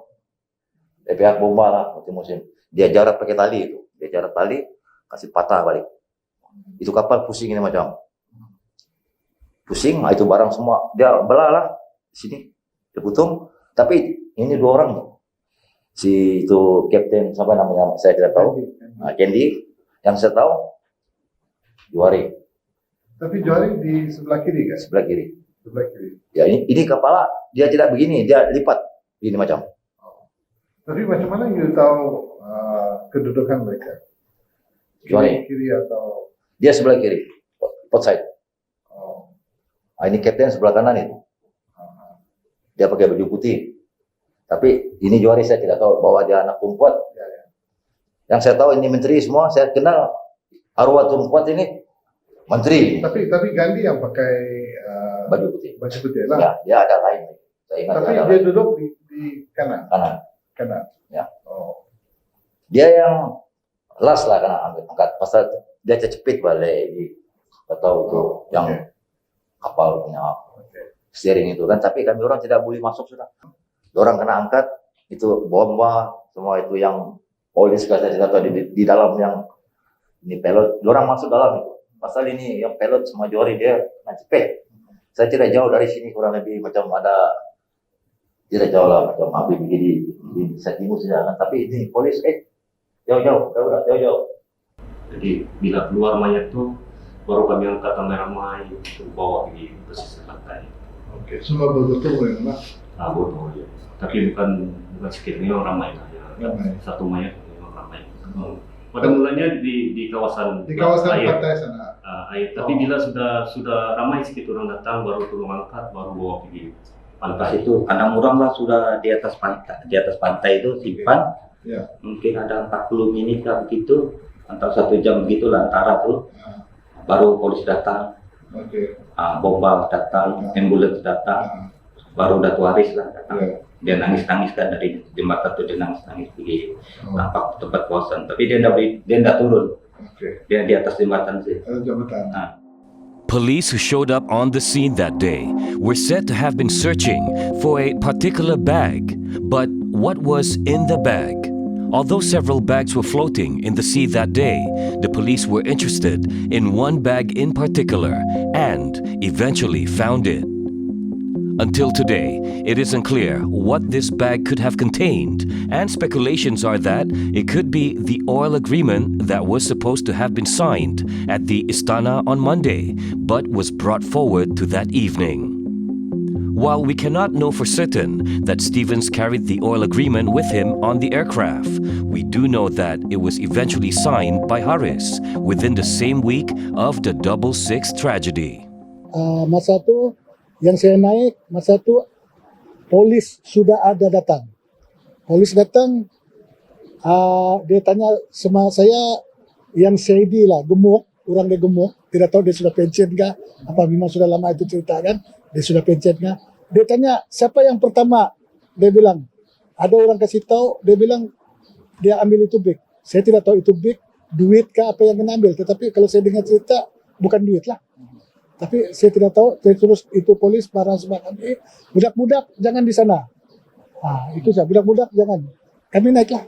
Naik, saya rasa bila kena tanya begitu kan, saya tidak tahu mungkin itu bag, orang lain yang bawa kah ataupun kami tidak pertama, tapi tengoklah kan, macam kami takut, rasa takut terus lari lah. Saya tidak nampak itu bag, memang ada sana, tapi yang orang angkat bag apa semua kami tidak tahu. Waktu itu semua kelang kabut, tidak mau pikir apa-apa, cuma mau kasih selamat saja. Itu bag, saya tidak sentuh itu bag. Betul itu bag banyak, tapi adalah yang orang lain yang angkat, pergi sering pantai. Masa itu di darat itu kan saya tidak mau tengok siapa anak atas, siapa saya tidak pikir itu benar. Yang saya pikir saya nak tolong saja. Pasal ini kita ada macam beri kemanusiaan. Jadi saya pikir itu saja. Saya tidak pikir masalah yang jeles kebakaran itu minyak memang ini petrol memang bahaya. Tapi kami zaman itu kami tidak terpikir itu benar. Menolong saja. Cuma mau menolong kita ini manusia kan. Apapun kita benda begini kita mesti mau tolong. Itu dalam saya punya reality lah. Kenapa kamu tidak memberitahu sampai sekarang? Sekarang 43 tahun telah lepas lah.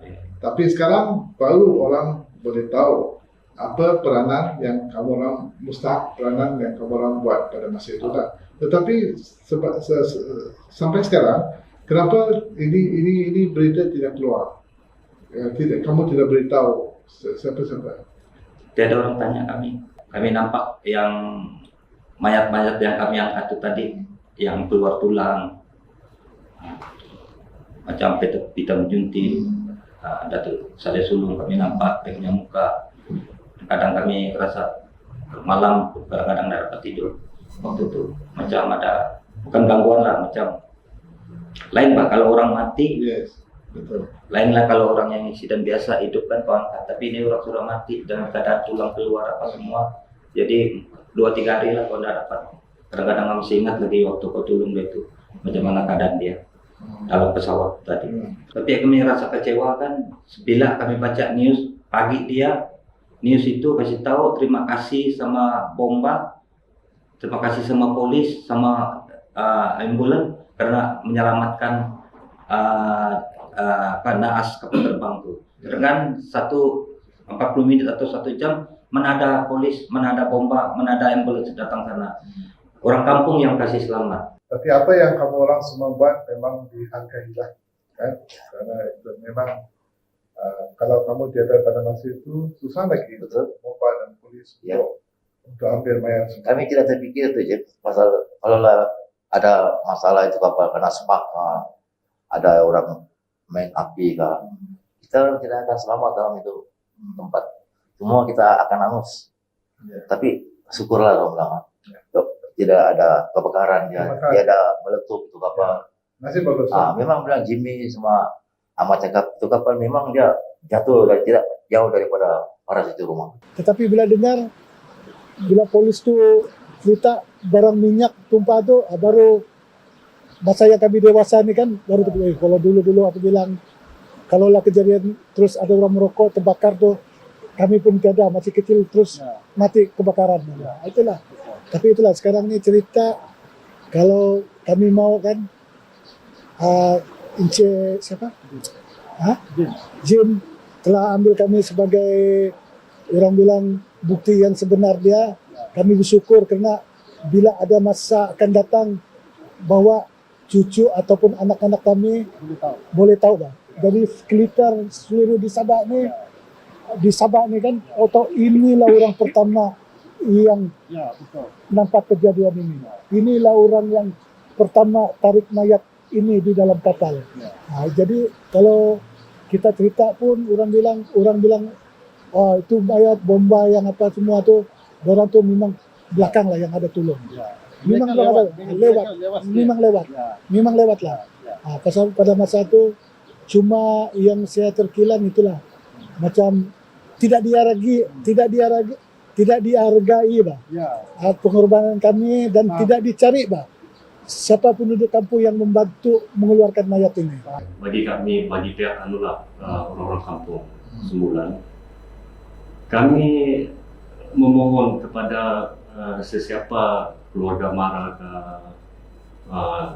menteri ke pada waktu itu, kalau boleh kami tidak minta anugerah atau apapun, pangkat ke apa, kami minta ucapan terima kasih daripada mereka lah, bertindak kami lah, orang-orang sembulan, mau anak-anak, mau orang tua, orang muda yang lebih awal sampai daripada bomba dan juga polis dan pembunuh. Kalau macam kami dapat penghargaan macam terima kasih kepada si mati punya family kan, terima kasih, kami rasa bangga. Jadi bila cerita ini kami boleh share sama anak cucu cicit kami bang. Betul. Bila kena satu masa nanti, sekarang kami masih okey lah. Kalau kami sudah mati, nanti cucu cicit kami nampak, oh saya punya nenek ada pernah tolong pesawat NAS apa semua. Jadi orang pun rasa bangga. Widow of Stevens, Rahima, is grateful for the help of the boys rendered in taking the bodies out, including that of her late husband. It's Sumbulan boys. They were youngsters at that time, 16 or 17 years old. We managed to find quite a number of them. They are now to a point, they are now in their 60s. And, they remember. Yeah, and they were actually the ones who helped to retrieve all the victims. They helped before the police came and before the ambulance came and the bomber came. They were the ones who actually helped to retrieve all the victims and bring them to the shore. What do you like to tell them, to these youngsters? It would be nice if I meet them. Yeah. I don't know them. Okay. How do we find out? I can arrange if you're Yeah. interested. Yeah. Would be good. Yeah. Ahmad, Rahman, Jimmy, and Wahab were some of the first people on the scene of the crash and were responsible for retrieving many of the passengers from the Nomad. By the time the firemen and policemen had arrived on the scene 30 to 45 minutes later, they, along with a handful of villagers, had already helped to carry out the remains of 4 of the new Bijaya ministers, plus 2 others. Because of this, the firemen were able to concentrate on securing the bodies of the 5 others that were still trapped in the front portion of the plane. However, due to the twisted metal in the front portion of the plane from the impact of the crash, they still needed someone small enough to enter and make it easier to take out the body of Stevens, who was seated just behind the pilot's seat on the left. That role fell to the adolescent Abdul Rahman because he was of smaller build. Yang waktu itu kami di luar, ada orang di dalam sana lah. Orang bilang masih ada mayat lagi dalam. Nah, jadi kami tidak dapat masuk ke dalam. Habis terlalu sempit kan? Kami di luar saja. Ada orang yang kecil-kecil lah yang masuk. The boys of Sembulan played a significant role in the immediate aftermath of the tragedy, risking their lives at a young age with no other intention but to help. Their gut reaction was to respond immediately to faint cries for help coming from the wreckage, but which went silent when they finally reached it. No explosion had preceded the plane going down, although it had struggled 3 times to stay on course while trying to gain ascent, failing each time. The only loud sound that was heard was when the plane crashed. Despite that, the manner in which the plane crashed seemed to suggest that the pilot knew what was about to happen to them and had steered it away from the wooden houses, which could have otherwise resulted in more devastation and deaths on the ground. Although the Nomad was piloted by Captain Gandhinathan, doubts have been raised as to who was in control at that critical moment. Where the Sembulan boys are concerned, these 60-year-olds today are glad to be part of history that unfolded that day, even if only their grandchildren would know about their heroic deed. What they had hoped for was some recognition and appreciation for risking their lives in carrying out a task they were not trained for.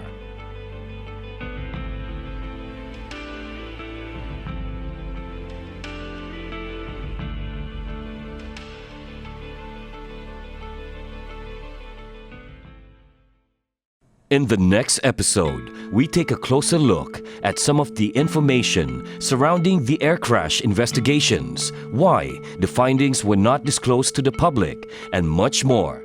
In the next episode of 66, The Untold Stories.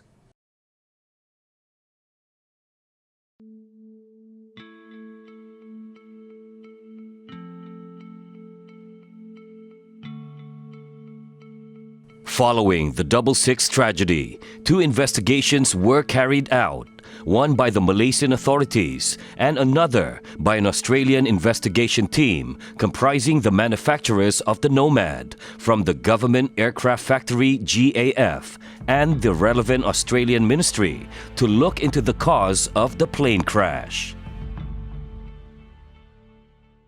4 months later, the investigations were completed, but both findings have not made public until the time of this documentary.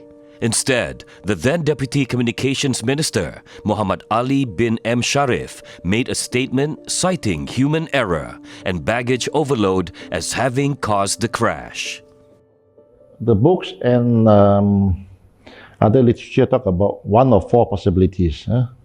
Overweight, pilot error, aircraft fault, or sabotage. In Parliament, Minister of Transport have talked about overweight luggage. That was the main reason that caused the air crash. I am open-minded as to what happened. And when I checked up on this, they said it's about Commonwealth law.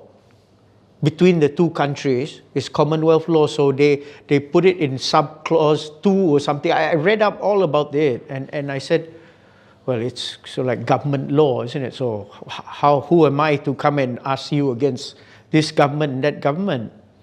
Although I want to know the truth, but if they're not letting me, every time we come up and asking this and that, they're just saying no.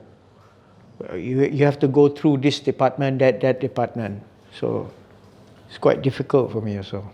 The Australian investigation team who came to Sabah comprised Chief Pilot Stuart B. Pearce and Chief Designer David Roy Hooper from the Nomad manufacturer, as well as P.E. Chalknot and Gary Sunderland from the Australian Department of Transport.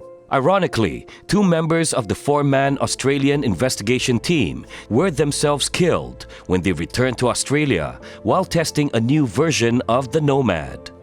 And the crash happened on exactly the same day 2 months later, on August 6, 1976. The crash happened in 1976 at the Avalon airfield near Melbourne. Pat Lassie survived, but the accident killed the pilot and a flight observer. Officially, the crash has been blamed on the pilot, not the design of the aircraft. But the Nomad was flying with a modified tailplane to find a fix for handling problems. According to an Australian investigative report televised in 1995 called The Lies in the Sky, the Nomad aircraft may have had some faults of its own. Then, meanwhile, in Australia, there was this plane memang big trouble. Crash in Australia so many times. Pilot refused to fly at one stage, nearly mutiny. It was in the video by investigative reporter, the blank lies in the sky. The army pilots who flew this plane had a nickname for it. They called it the Widowmaker. There have now been 19 accidents and 56 deaths associated with the Nomad. Last week, the Minister for Defence, Robert Ray, announced that the Defence Force was abandoning its use. Tonight's program reveals that the design problems associated with the aircraft were known at the beginning of the 70s, but the critical reports were suppressed. The people who tried to expose the dangers it posed were ignored and humiliated.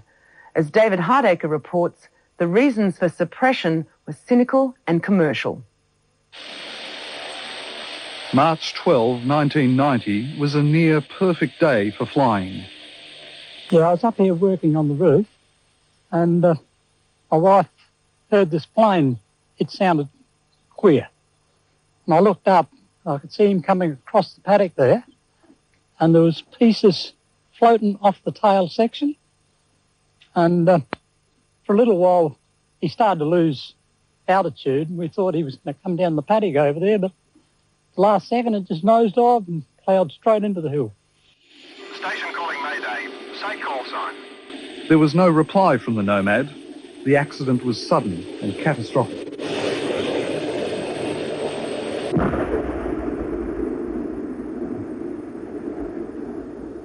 Aircraft type was a Nomad. It's hit hard. I think it's fatal. There were no passengers on board that afternoon, only the pilot, a 31-year-old flight lieutenant, Glenn Donovan. He was on an exercise from Edinburgh RAF base near Adelaide. Although young, Glenn Donovan had vast experience and had flown over 2,000 hours on Nomads. His premature death left behind a wife, Bronwyn, and a baby son, Jake. Also remaining is his brother Phil. He's campaigned for 5 years because of an accident which he says should have been prevented. Well, the tail simply fell off on radar, flying straight and level. Eyewitnesses saw the tail separating like pieces of paper thrown out the window. And no control. There's nowhere to go. Gravity takes over, you hit the ground. There have been 19 accidents involving the Nomad. 56 people have been killed. The fact is that from its earliest days, the Nomad's been a troubled aircraft. Those who've worked with it have consistently warned it has fundamental design defects. Also, test pilots and engineers were finding problems with the plane's handling. Those problems were due to the Nomad's all-flying tailplane. It was positioned in a way which caught too much wash from the propellers. And the design meant the whole tail acted as an elevator, rotating through a pivot point in the fuselage. It's a very big tailplane for this sort of exercise. And what problems did it create for the pilot? Well, finding the right balance for the stability and control was one of the problems. These problems really related to the controllability of the aeroplane and in the hands of an average pilot under difficult circumstances, for example, with a difficult landing task or weather which was a bit adverse. We felt the aeroplane could become a real handful and even to the point where it had accident potential. Lost my friend. I've lost my mate. I've lost a father to my children. How do you replace that? You can replace an aircraft with money. How do you replace a human being? How do you replace a children's father? Not with money. And what name did the men at the Oki base have for the Nomad? The Widowmaker. It was reported that why the minister then did not release this because of business. Because they sold to America was sold 48 planes, Indonesia 24. And also same thing happened there. Wrongly designed. Jadi, so these people were saying this and that now. New evidence inquiry. You think the Australians, I said my statement, if they found Hari Saleh or somebody else responsible for the plane, you think the Australian government keep quiet? Yeah. He will convey to the Malaysian government as to pursue this fella. So I think they realized that the crash was because of the one mechanical fault, two center of gravity. So I think they stopped at that. And then the Malaysian when asked in Parliament, also 1995, they say in Parliament, also center of gravity or something like, I cannot remember exactly, but people refuse to acknowledge. Jadi all the evidence are there, James. To Haris and many others, the mystery has already been solved. And as per Captain Jawid's recollection of that day, it seems that the plane may have been overloaded, which may have contributed to the crash, although he was not around to see what more could have been brought into the plane later. However, if the Lies in the Sky documentary has basis and the 66 crash could be the fault of a design flaw in that aircraft as well, how does one explain the other remaining Nomad aircraft, the same aircraft model that crashed, is still in use today after 45 years? This aircraft, which was the first of its series, makes it probably the oldest Nomad in the world that is still being flown today. I myself have flown many times, like I told you on the phone. I travel up to KL, no problem, 7-8 hours on it, no problem. Yes, it's AUA. I think Kuching also I went few times, KL two or three times already. Sanakan, Tawau, Sabah I went, which makes it one of the first one to come up from the factories. So brings it to about 44 or 45 years now. And it's still flying today. Some people were amazed, it's still flying, you see. People say, I already jatuh one and not safe. But I don't think it's not for that reason, you see. If the aircraft is not safe, no engineer will sign for it. As long as you can get the spare part, 10, 20 years, 30 years, no problem. As long as the engineer is satisfied, you sign off the aircraft, you can fly. For the first time, Daily Express is able to show you the same aircraft that carried 11 important people to their deaths on June 6, 1976. We are now inside the Nomad aircraft, the same kind of aircraft that crashed in Sembulan on June the 6th, 1976. We are inside this aircraft to have a feel of like what it was at that time and who was sitting where. From what we know, Fuad Stevens was seated on a space right behind the pilot. It's empty now because the seat has been removed from this particular aircraft. And we can see there is a very narrow aircraft, and to fit 11 people inside this aircraft is not an easy thing to do. And bearing in mind that they also had a lot of luggage that they put on board the aircraft from the shopping in Labuan. So we can imagine at that time that this corridor along here would have been packed with belongings that they had just bought. And according to some of the accounts from the people who witnessed the crash soon after it happened, the bodies were all around this area near the cockpit, because the impact of the crash was so great that the others who were seated behind were all flown towards this side. And the first 6 bodies that were retrieved were those that were seated behind. What we are trying to say is that by looking at inside this aircraft, you can see how cramped the situation could have been. Captain Jawed, having flown the Nomad aircraft many times during his 20-year career as a pilot, joins us to share some insights of the aircraft.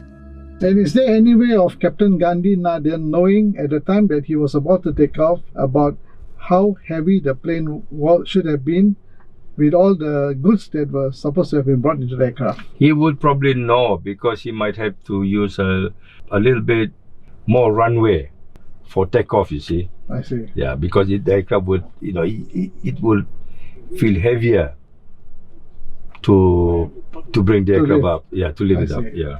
And as far as we understand, the pilot is always on the left-hand side, right, the Captain Javed? That's right, yeah. Yeah. Usually it's on the left side. So which means on the day in question, the co-pilot that was supposed to have been Kevin Sario was supposed to be on this seat. Right side, yeah. And which he exchanged with Johari Stevens. That's right, yeah.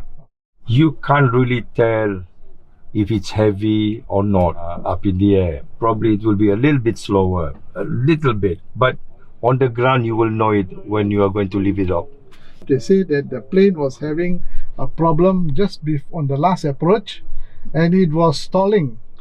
Now, what could that stalling, how could it have come about? But usually on landing, it doesn't happen, because only on climb out when you go high altitude. So, Captain Javed, because there won't be any power left for the climb out. How was the Nomad compared to some of the other aircraft that you have flown? How did you find it? Oh, it's an excellent aircraft, very nice aircraft, lovely aircraft.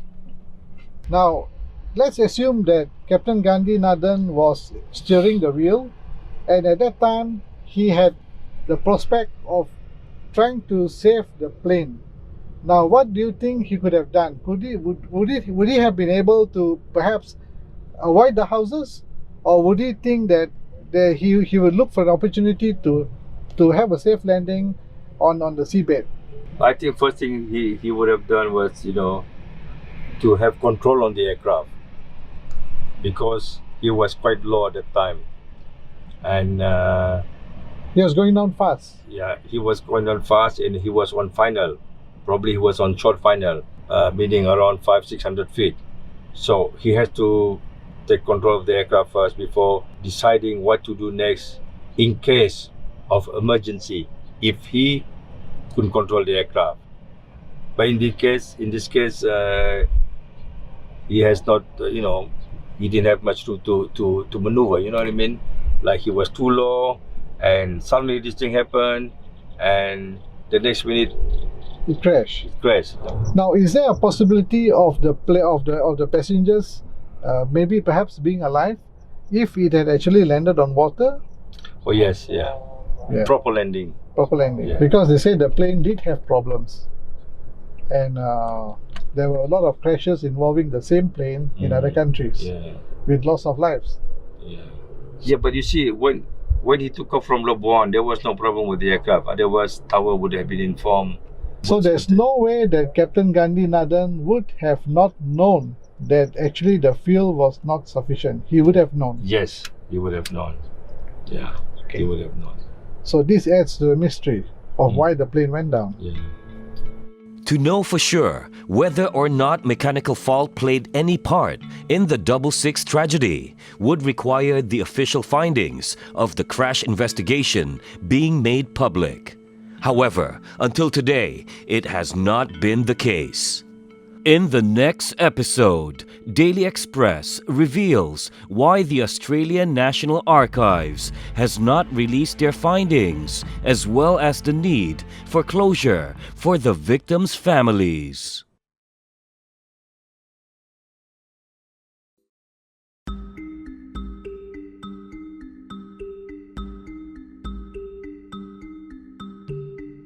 Until 2021, when this special Daily Express documentary was made, there is still no guarantee that Malaysians, and Sabahans in particular, will learn both the official Malaysian and Australian findings into what possibly caused the 66 tragedy. In the years since, only 12 pages have been released to the public, with another 46 pages still kept secret. The Australian National Archives told Daily Express that making Australia's findings public will rest on Malaysia, also making its finding public as well as consent for Australia to do so, due to the need to observe certain international protocols.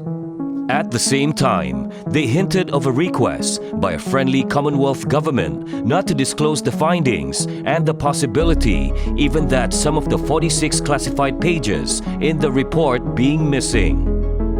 The Australian National Archive now says they cannot release the report, their report, on the aircraft at the request of a friendly Commonwealth government, which means Malaysia. And that fact of withholding the report gave rise to more curiosity. What is in that report? The plane was made in Australia, so under their law, they have a duty to investigate what happened to the plane. The Australian report is about what happened to the plane. So that suggests the plane or the management of the plane, something happened to the plane that caused the crash. For instance, by the way, the refusal to release the report at Australia is based on the request of the Malaysian government. If the report says, I assume the Malaysian government have read the report, okay? They will have read the report and they say, look, this should not go public. It means, in this case, it's not aircraft manufacturer's fault. If it were just purely the fault of the Nomad aircraft manufacturer, Australia should release the report, right? So it's not. It looks like it's not. So it must be one of the other three. On this issue itself, the other avenues. You know, we wait for the 50-year rule. 50-year rule meaning, I assume in this case, after 50 years, all documents may be released, short of Australian national security law. You know, so that's one avenue. Other avenues is other people are pursuing it. I have no ownership of the issue. I don't have the monopoly over the issue. So other people also are doing their own things. And I just read with interest and monitor the subject. See, Australian, why only 12 pages they release? Why not 45? 45, yeah. Why? Australia is more important in Malaysia. Yeah. You know, strange. Kalau you bilang, the Australian government say he must be directed by Malaysian government. To me, it's strange. Exactly. Because this is more for the Australian own investigation. Nothing to do with Malaysia. Yeah. The only thing to do with Malaysia is on the plane overloading, Malaysian style, not the Australian. Number one. Number two is the pilot, qualified pilot, that Malaysian. What else? That's all Malaysian. Yeah. On the technical side, on the plane, that is Australian. Australian, nothing. Aircraft. Yeah, nothing to do with Malaysia. Why Australian government, I question this, listen to Malaysia. If they found something funny in these 45 pages, why they do not know? Raise a matter. Yeah. True. In fact, there is a legal case, this one. You can take in Australia, ask Australia to release that 45 pages. If I have the standing, I will sue them, release us. But that's strange, Young Australian government listen to Malaysian government. To me, strange. While all hopes were placed on the Australian findings being made public, it is the Australian government that this time sprang a surprise. In August of 2021, in response to an appeal by Malaysian Senator Douglas Lind seeking her intervention, Australia's Attorney General, Michaelia Cash, said she is not in a position to interfere in the decision by the Director General of the National Archives of Australia, where the findings have been deposited, to have the exempt portions of the findings declassified, even though the archives comes under her jurisdiction. Actually, a friend of mine, because he lives in Sydney, he told me, he said, look, come over. And I've always saying to him, I want to find out what happened to my father. So I went there, and then I went to the Sydney Library, to check on all the things of the crash, because it was in the Sydney Herald Times. One of the writers published there, and he said it was foul play. He said something on the newspaper. He said, there's foul play going on here. I tried to dig and check everything, and they said, I called up the defense office, the plane crashes and that. Can I find out more about this, or why won't you release the... And they said to me, exactly that lady, I still remember, she said to me, no, the problem is some other people have already come digging for this information. And I said, who? And she actually said, there's a political party called SAPP, had already come beforehand to find out, so you'd have to wait a few more years before you can bring it up again. So I goes, okay, well, is that the law? He goes, yes, that is the law. You have to come back after a few years, and then you can try to re-ask the question again. So I left it at that, because, you don't expect me to keep flying there to find out things, So as to my knowledge, that was that. So we waited, and then when I came back here, I got hold of Datu Jeffrey. I've asked him to help me out on this situation, and he says yes. He brought a letter to ask the government, to say, can we, the boy wants closure. I think most of the families and everybody wants closure. And they told him you have to go to the Ministry of Transport. So until then, I'm still waiting. I asked for his help, and he said yes. He actually said the Prime Minister, that time was already changed hands to Muhyiddin.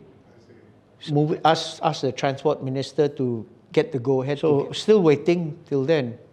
Yeah, the disclosure was not getting anywhere. We still stuck. I mean, as well as I know that they won't release the disclosure, right? Since Jeffrey is now part of the federal government, correct. You're trying to get Jeffrey to actually knock on some doors. Yes, and he's doing whatever he can. I mean, he's the only one who's been helping so far. Which said, look, yeah, we also, and I told him, I said, look, I'm going to have a interview with the Daily Express, and he goes, yeah, good, finally hopefully we can get closure as well, because I'm sure he's been trying, you know all the papers, he's been trying as well to know what happened. So there's no hiding that fact. Why do you consider the Australian findings to be very important? Because they did the test. They had a test pilot, which I know of is the famous actor's father, Guy Pearce's father, who tested the second plane or whatever, and they had a crash as well in August that same year. With nobody having access to both the Malaysian and Australian investigation papers into the crash or its findings, Daily Express reached out to Datu Stephen Fu, the former Sabah Attorney General, who was the senior deputy prosecuting officer in the State Attorney General's chambers when the tragedy happened and had access to the police investigations.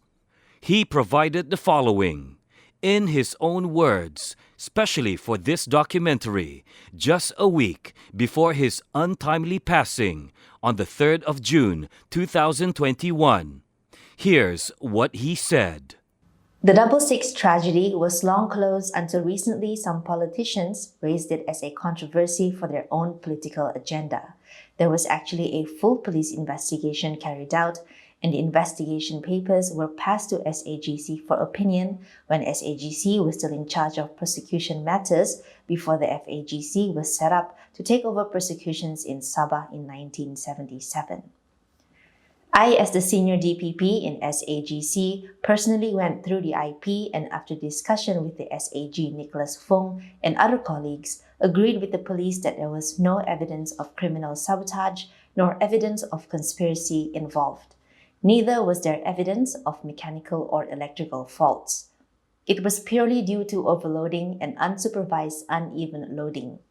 As the cause of death was indisputable, inquest was dispensed with as provided in the old Sabah CPC. As for civil compensation, the matter was handled by the SAG Nicholas Fung together with the cabinet. So there was a cabinet paper prepared. Yes, there was an investigation report by the Nomad manufacturer, which was included in the police IP, which only dealt with the airworthiness of the aircraft and the aspects of its mechanical and electrical functioning to supplement the police investigations. Not sure whether the IP is still available in the police archives.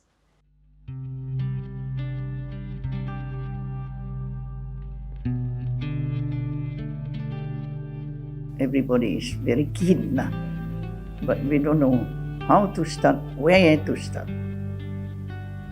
I don't meet them, they don't come to see me also. But my family is trying to find out now. To write, we wrote not very long ago, no? Still no reply from them. From the Australian. Mm-hmm. I see. And Tan Sri Harris said that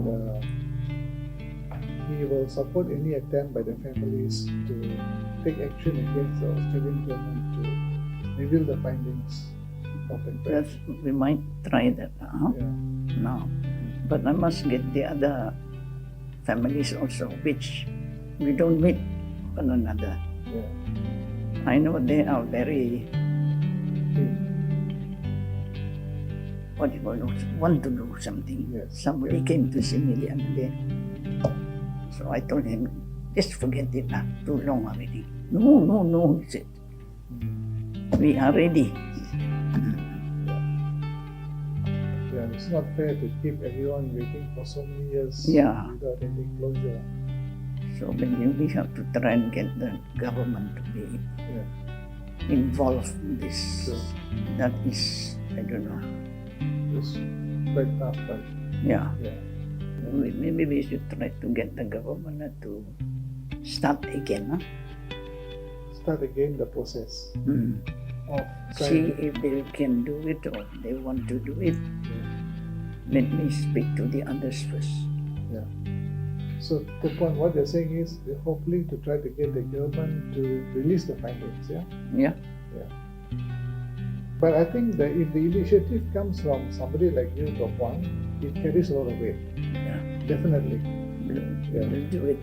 Yeah. I'll get the others together first. Oh, that's great. Mm-hmm. That's great.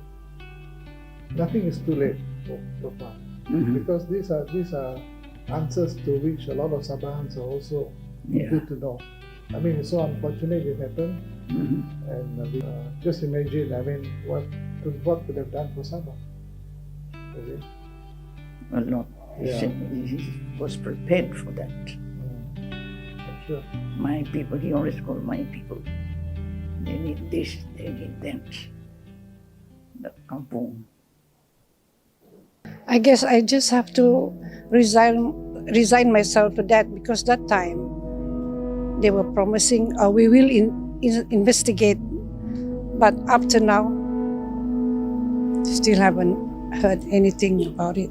So I think I just accept it lah, because it's so long ago and maybe things happen, you see. So I just have to accept it lah. Sometimes I ask my boys, my sons, when they are grown up, what about this thing? But they seem to be, he said, whatever it is, we have to accept it. After 44 years ka, no closure. But we are not that powerful enough. I think at this time, it's okay lah. I just leave it to whatever has happened. I think so. I mean, it is not me who's doing the thing. They are the one who's doing the thing. So I would like to know also. I'm quite curious also. What has happened? What has been going on? 44, that time 76. Why it happened? But then sometimes there's a reason for it, you know. But I hope they can find out whatever it is, the closure, so that my children will know what went on. Even though we don't get anything out of it, but it's just okay to know. Saya mau puas ya punya hati, walaupun si Darius sudah tiada, tapi di dalam hatiku si Darius masih sama kami punya keluarga. Saya mau ada keputusan, walaupun apa terjadi, tapi saya mau ada keputusan. Ya, dia orang mau ada keputusan, Mbak. Apa saja pun, asal kau boleh tahu apa, Kenapa itu dari jauh-jauh tiada jatuh?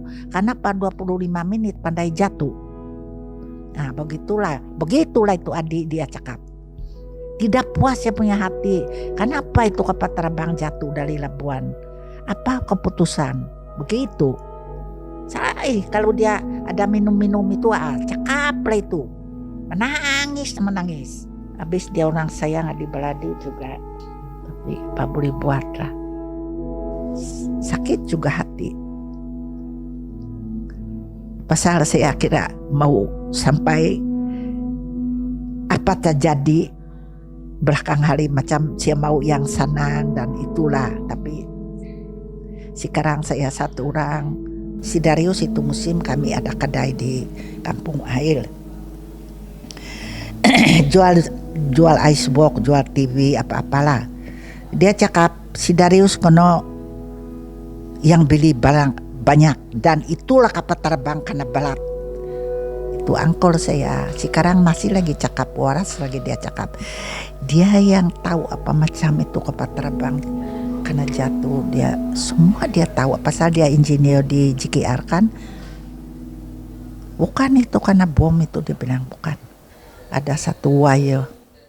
It's very, very important to me. I think about it every night because I have all these voices on my side. Even when I was growing up, people, kept on telling me, something happened.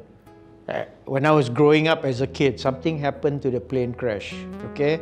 And nobody had the true facts. Nobody could say, oh, this and that. Or we heard explosion here. We heard, this and that. But this is not just an accident where you know it's an accident.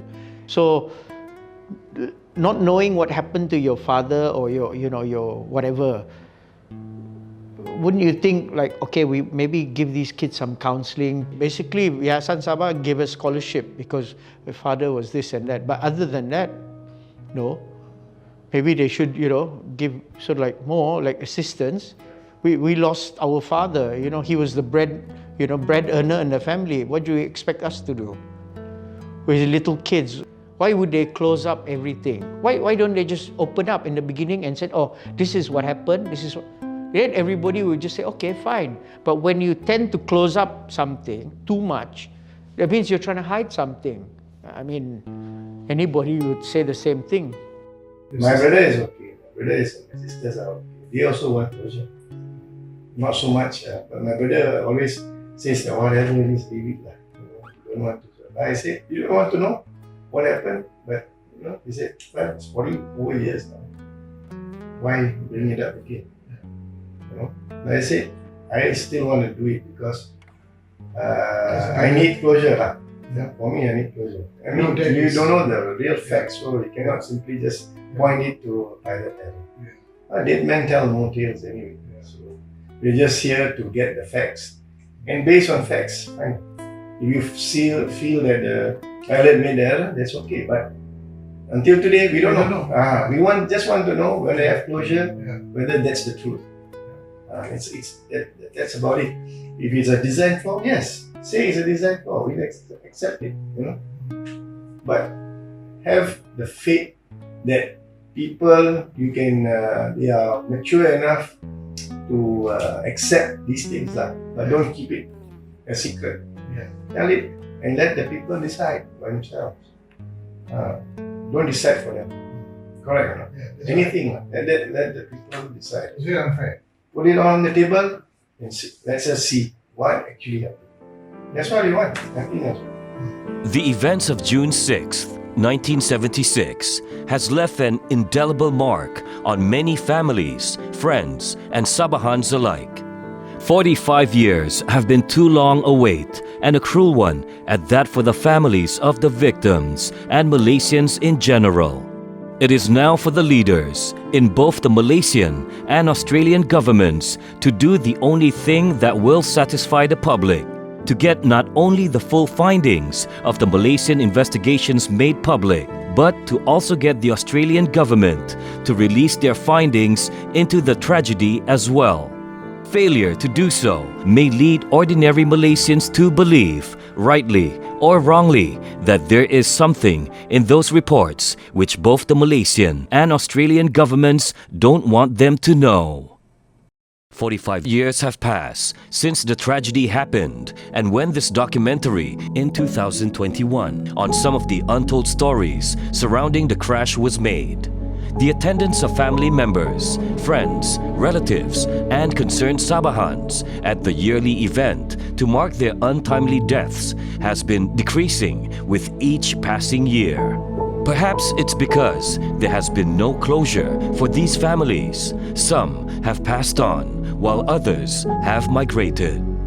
But they may never get the closure they seek until the findings of both the Malaysian and Australian crash investigations are released to the public. Like the families who must carry on with their lives without closure, they have learned to accept that some wishes are not to be, just like the Sembulan boys who wished that the victims were still alive when they rushed to help. Until that day comes, what they do have is the memory of the leaders and loved ones who have passed, and the small glimmer of hope that the answers they seek may one day be found.